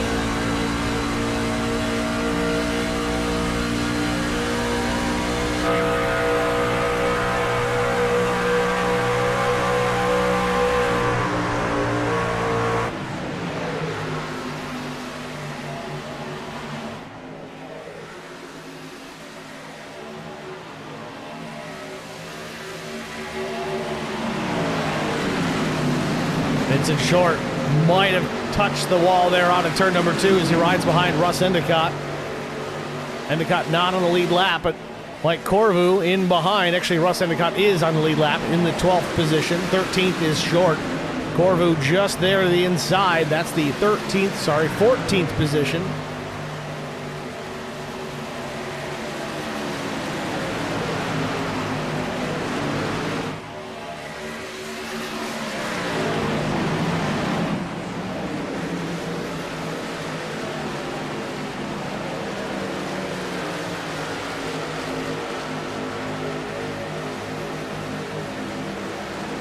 Nick Biddy with some company, about a half truck length between himself and Double O Joe Bennett. Bennett having a strong run tonight, too. He started back in 37th.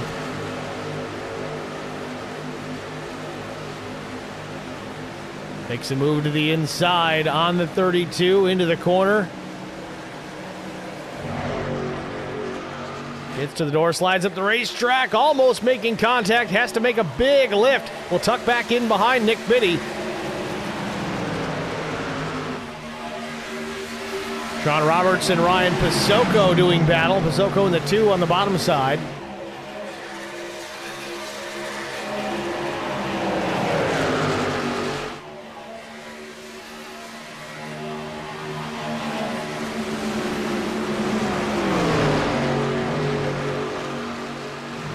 So So Pasoko takes the spot. He'll get to 7th here with Sean Roberts back in 8th. Jesse Redding now having a strong run as well. He's applying some pressure. He's doubled his fun here. He started 18th, runs 9th. Mark Truxell in 10th, still having a strong afternoon.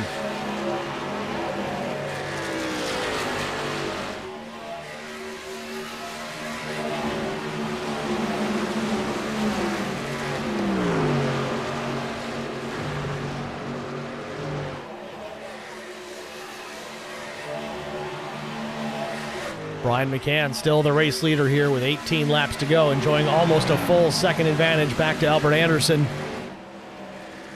Lap times pretty equal here in the top 3. A 31.65 for McCann, a 64 for Anderson, a 67 for Chris Goins.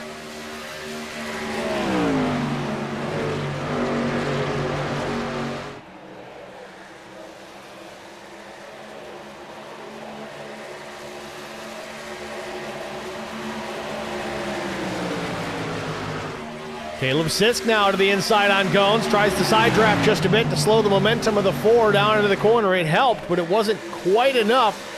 Goins may have the run out of the corner. Down the backstretch they roll here. Goins' nose is out in front. This the battle for 3rd.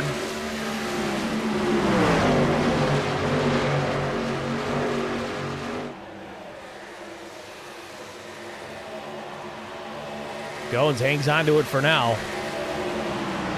Just kind of wonder how much of this is Caleb Sisk trying to force the issue, trying to make Goins pick up his pace a little bit and burn those tires off.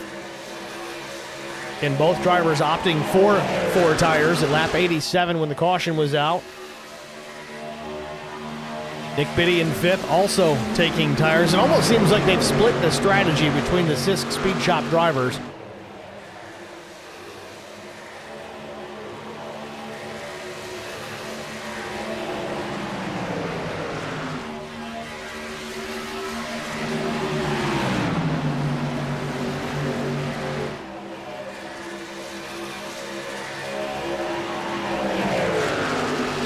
So 15 laps to go. It's Brian McCann, Albert Anderson, Chris Goins, Caleb Sisk, Nick Biddy. That's the top 5. It's Double O Joe Bennett, Ryan Pasoko, Sean Roberts, Jesse Redding, Mark Truxell down to the top 10. Top 10 separated by just under 4 seconds.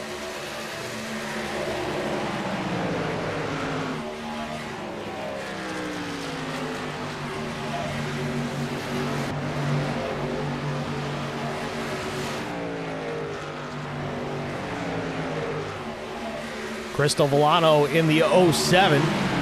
Crystal's having a great day. She's up in that 15th spot. Started 29, so far so good for Crystal. She's having a strong run here tonight. She's going to feel good about this one if she can maintain that or even improve. Tough crowd out here in the Num Thumbs Racing League, so something to be proud of. She can bring this home to a top 15 finish.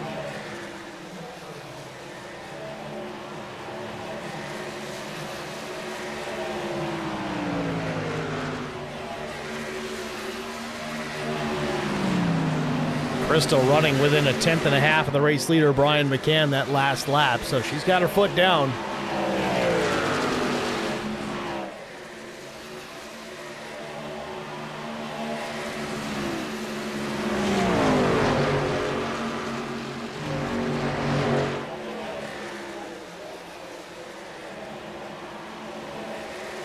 Haven't talked a whole lot about Drew Blaze here tonight. Drew in the number 30 machine. Running back in the 20th position is Tommy Welch applying pressure here.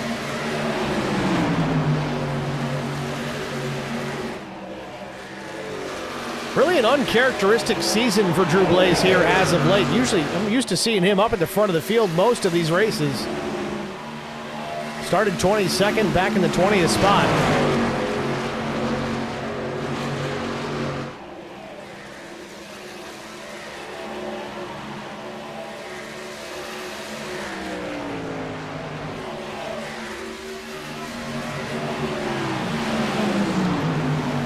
Blaze and Tommy Welch battling for this position. Blaze switches lanes, goes to the top. Welch counters to the bottom of the racetrack. Mike Fahey into the frame now. I think Fahey was the truck throwing sparks down the racetrack. Might have got the right side in the fence there.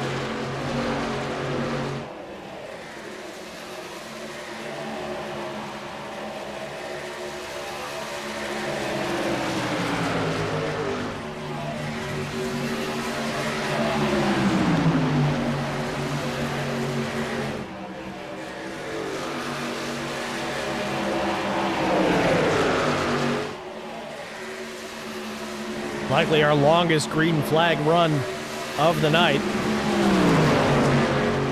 Now Fahey to the bottom with Skylar Herod up top. This for the 18th position. Fahey had the position there. I don't know if he had to check up here. Lost the rear end of the truck, but now Blaze is going to get on by. So is Tommy Welch, I believe.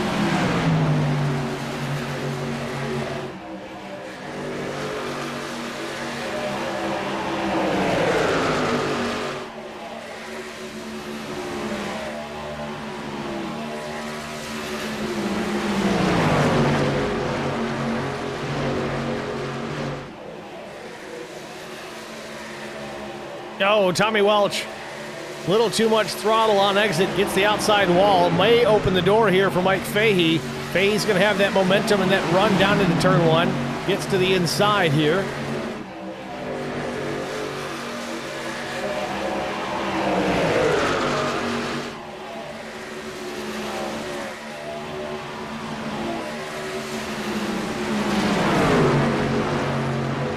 Checking out Connor Leach here. He's back in the 25th position. Remember, he restarted here on the outside front row with old tires. You can just see the fall off here. His last lap at 32.32. Leader's last lap at 31.92. Eventually, those will kind of equal out. Man, Leach really hoping for a caution here. I don't know if he's got enough time if we do get that yellow. Awful late in the race here to make up that many positions, even on the new tires.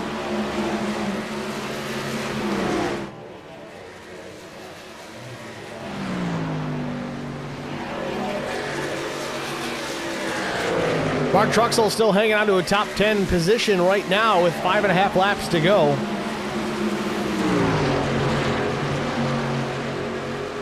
As we work further towards the front.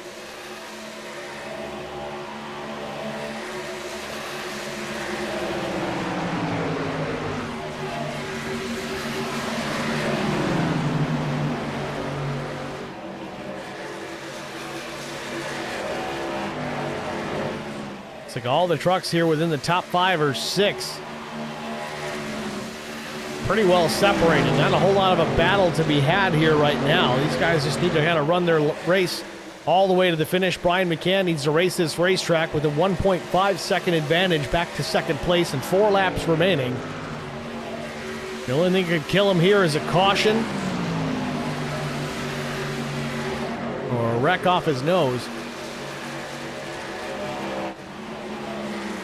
See the gap back to second place, Albert Anderson, who even if he cannot catch Brian McCann and win this race, he's got to be proud of the efforts here tonight. Again, starting in 40th position and driving his way back up through this field into that second spot.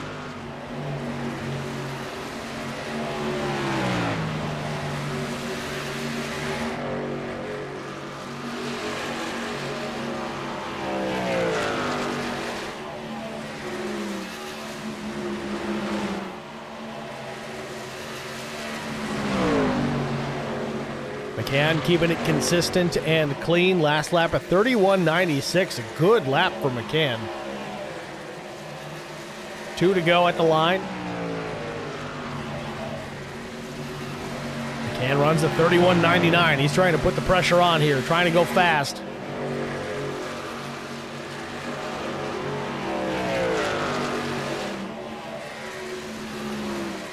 Just got to make it back to that white flag. Then he just has to worry about himself.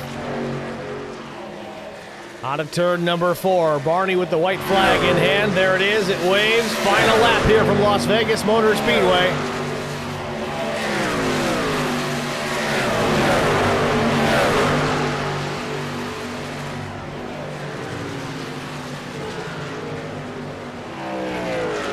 McCann out of turn 2 to the back straightaway for the final time today. Started in the 8th position, quietly worked his way towards the front and never looked back. Brian McCann into turns 3 and 4 one more time, looking for the checkered flag. Brian McCann going to pick up the first win of the season here in the number 7 Chevrolet. Brian McCann wins it in Vegas. Albert Anderson will finish 3rd. Chris Jones picks up 4th.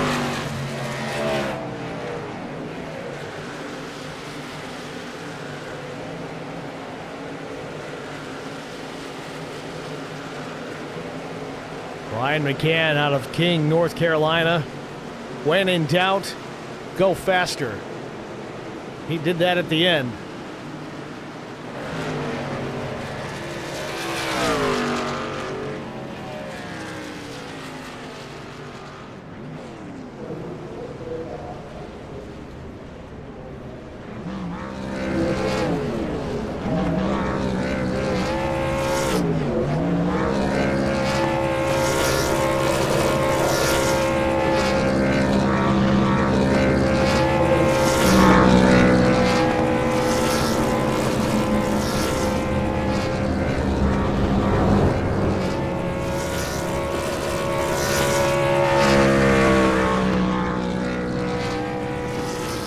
Typical Brian McCann fashion, he's going to do his victory donuts in the Legends course on. He loses it in the Legends 3, going the Polish victory lap way.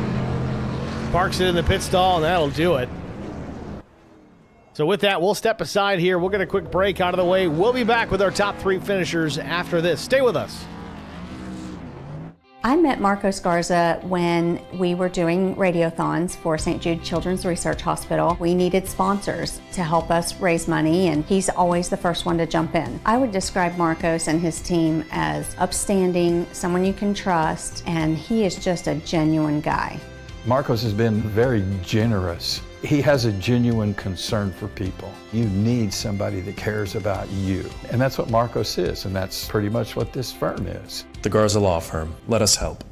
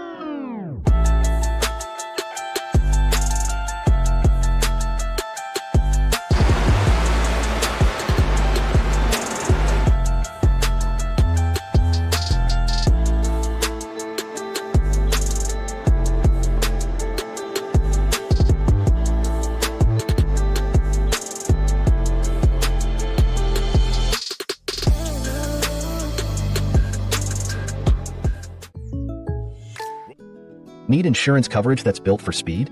Frank Yea's office in South Charleston has your back. Whether you're blazing down the highway, protecting the home you've built, or setting up a legacy for your family, we've got the coverage you need. Auto, home, life, fast, simple, and made for you. Scan the QR code on your screen now to explore all our services and start a free quote today. Lock it in, save it for later, or call us at 304-744-7700 to get started. Back at Las Vegas Motor Speedway Race 5 in the books of the Num Thumbs Racing League, the Beadles Custom Car Carriers Truck Series. Brian McCann, our 4th winner on the season in dominant fashion. Started 8th, but once he got out front, really never looked back. Let's get a word with the driver of the number 7 Chevrolet. Brian McCann, it's Steve in the Track Limits booth. You got me?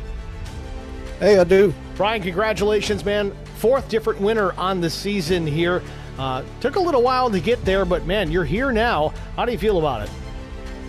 Oh, excited, man. Some good racing here all season long. I'm loving it. And tonight taking a win, that's the best ever. Certainly impressive to see. You started back in the 8th position. It took you a little bit to get up to the front of the field, but really once you took over that top spot, wasn't a whole lot to take it away from you. You never really looked back. What was the key to success here? Was it just clean air? Yeah, getting that top spot, man. That truck drove so much different. And I know those guys behind me, once they got closer to my bumper, you could just see it. They start dropping off because they're getting tight. So I knew keeping that lead was going to be key tonight, and I did everything to stay up front, come out of the pits, take the green, and don't lift. Well, that crimson red Chevrolet looks pretty good there in the wind, taking the checkered flag here tonight. Next week, though, we look at Homestead Miami Speedway. Going to be high, wide, and handsome for a lot of the guys out there. I'm not really sure how well you run at that place. Is it some tracks that a type of track that you look forward to? Yeah, I like it. Not the best, but it's fun. I mean, it's going to be fun either way, right? That's what we're all here to do, and I'm looking forward to it. Well, so are we here at Track Limits. Again, congratulations, Brian, on the win here tonight. Who do you want to thank before we let you go? Yeah, my family, you for doing the broadcast, amazing job. League admin and everybody who helps, race control, and everybody behind the scenes. The drivers showing up, 42-car or truck field. That's amazing. I'm loving it. And my spotter, repeat 1975. Thank you. All right, Brian. Well, congrats again. Thanks for talking to us. Good luck next week in Homestead. Brian McCann, your race winner here. Las Vegas, Nevada. Next, we're going to talk to Albert Anderson, our runner-up. Man, talk about a hard charger here tonight. This guy started back in the 40th position, drove his way to the front.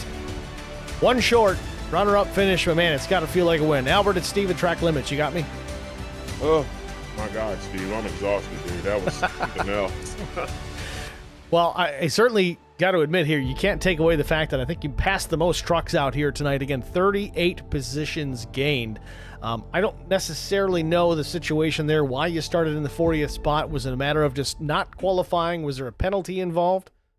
Yeah, I got a penalty last week, and my penalty was a EOL, and then I had to drive down pit road and serve a penalty. And luckily I didn't go too many laps down. That first caution came out.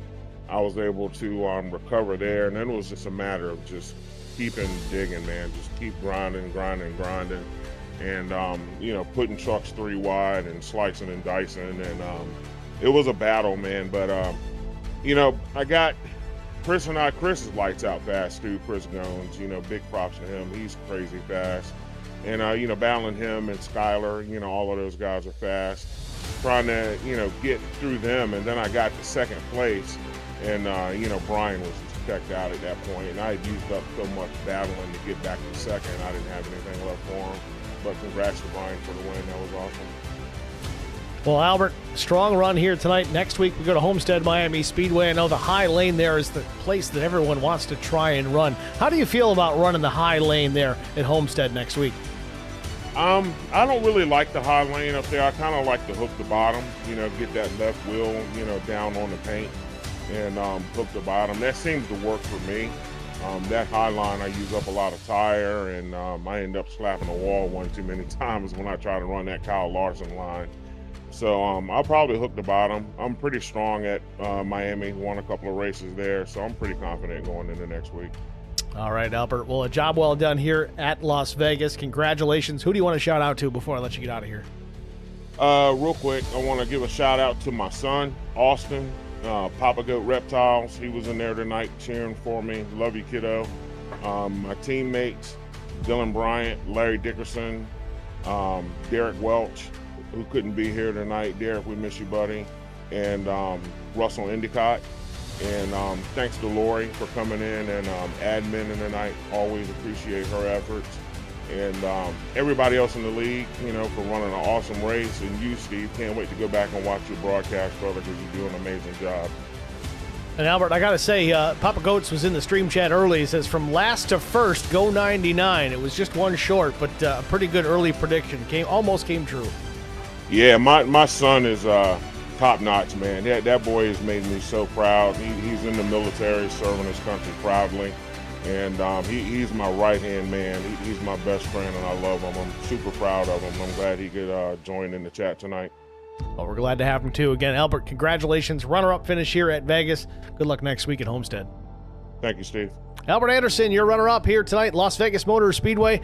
Next, we're going to pull Chris Goins up in the broadcast booth. He offered to be our in-race reporter here tonight, but we never really got a chance to get to him. He said we can go to him under green, but I don't know. I don't like doing that to guys. But nevertheless, Chris Goins at Steve with Track Limits. You got us? Hey, Steve, what's going on, buddy? Chris, congratulations, man. Third place finish after a top 5 qualifying effort here this evening. You had a fast truck. There was no doubt about that. It seemed that every time we watched you fire off, you were getting after it and going for that top spot. Walk us through your night. Was there anything you really could have done differently to get those two guys in front of you? Well, it went kind of as planned for the most part. There was a little sketchy spot right there getting into one around lap 25 or so. Sent me back to like 9th or 10th, but we were able to hold on to it. No damage done, at least to us. I'm sorry to anybody that was affected coming around the front stretch, from the slowdown. But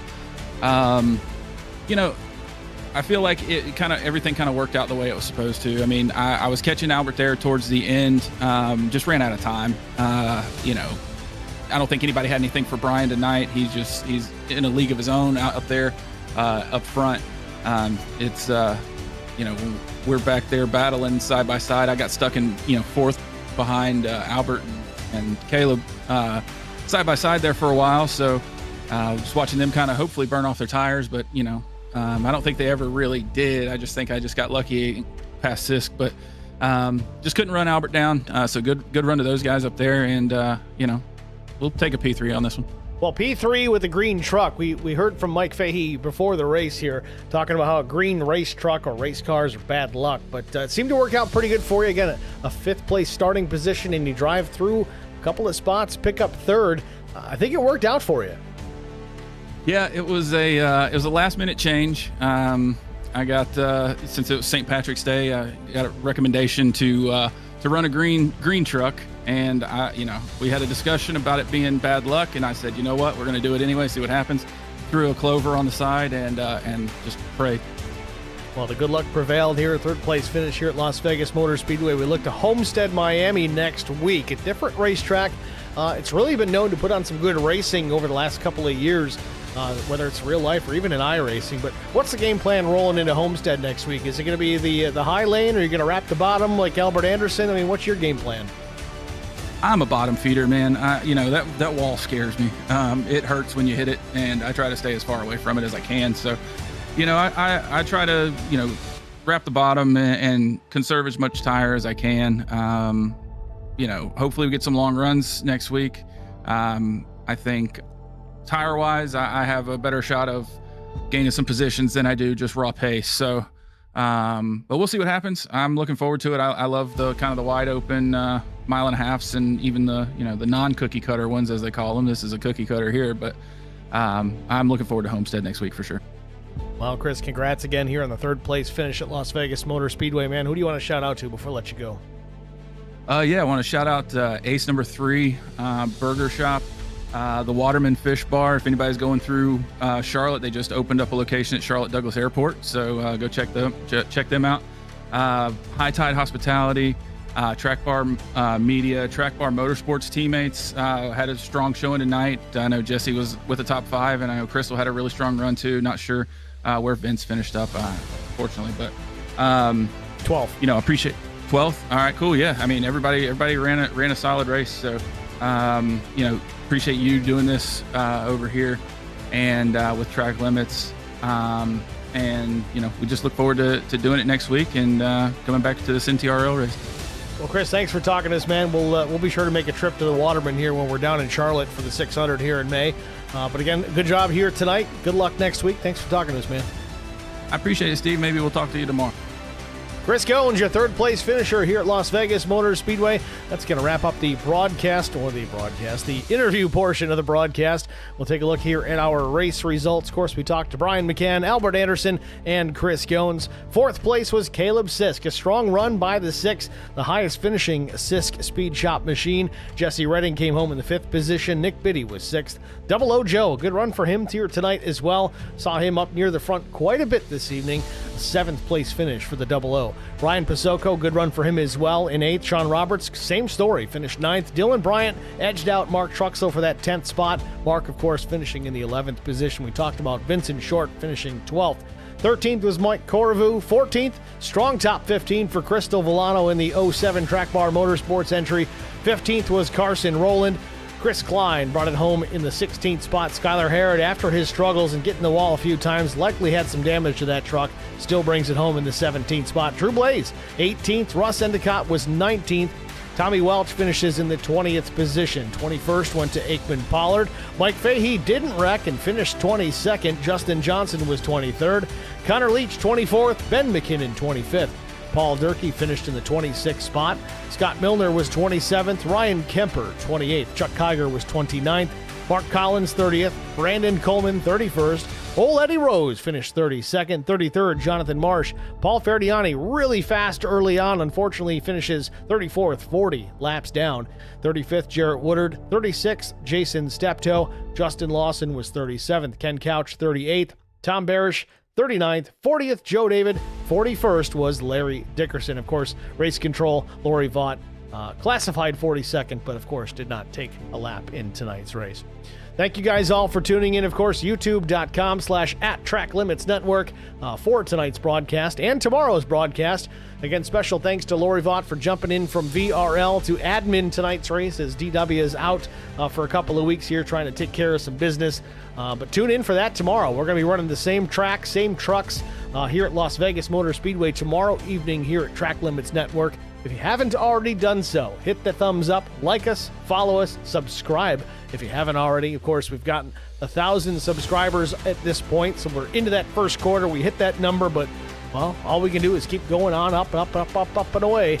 So keep doing that. Appreciate you guys tuning in here tonight. Congratulations to Brian McCann picking up the race win here at Vegas. We'll see you guys tomorrow with the VRL. Thanks for watching, everybody.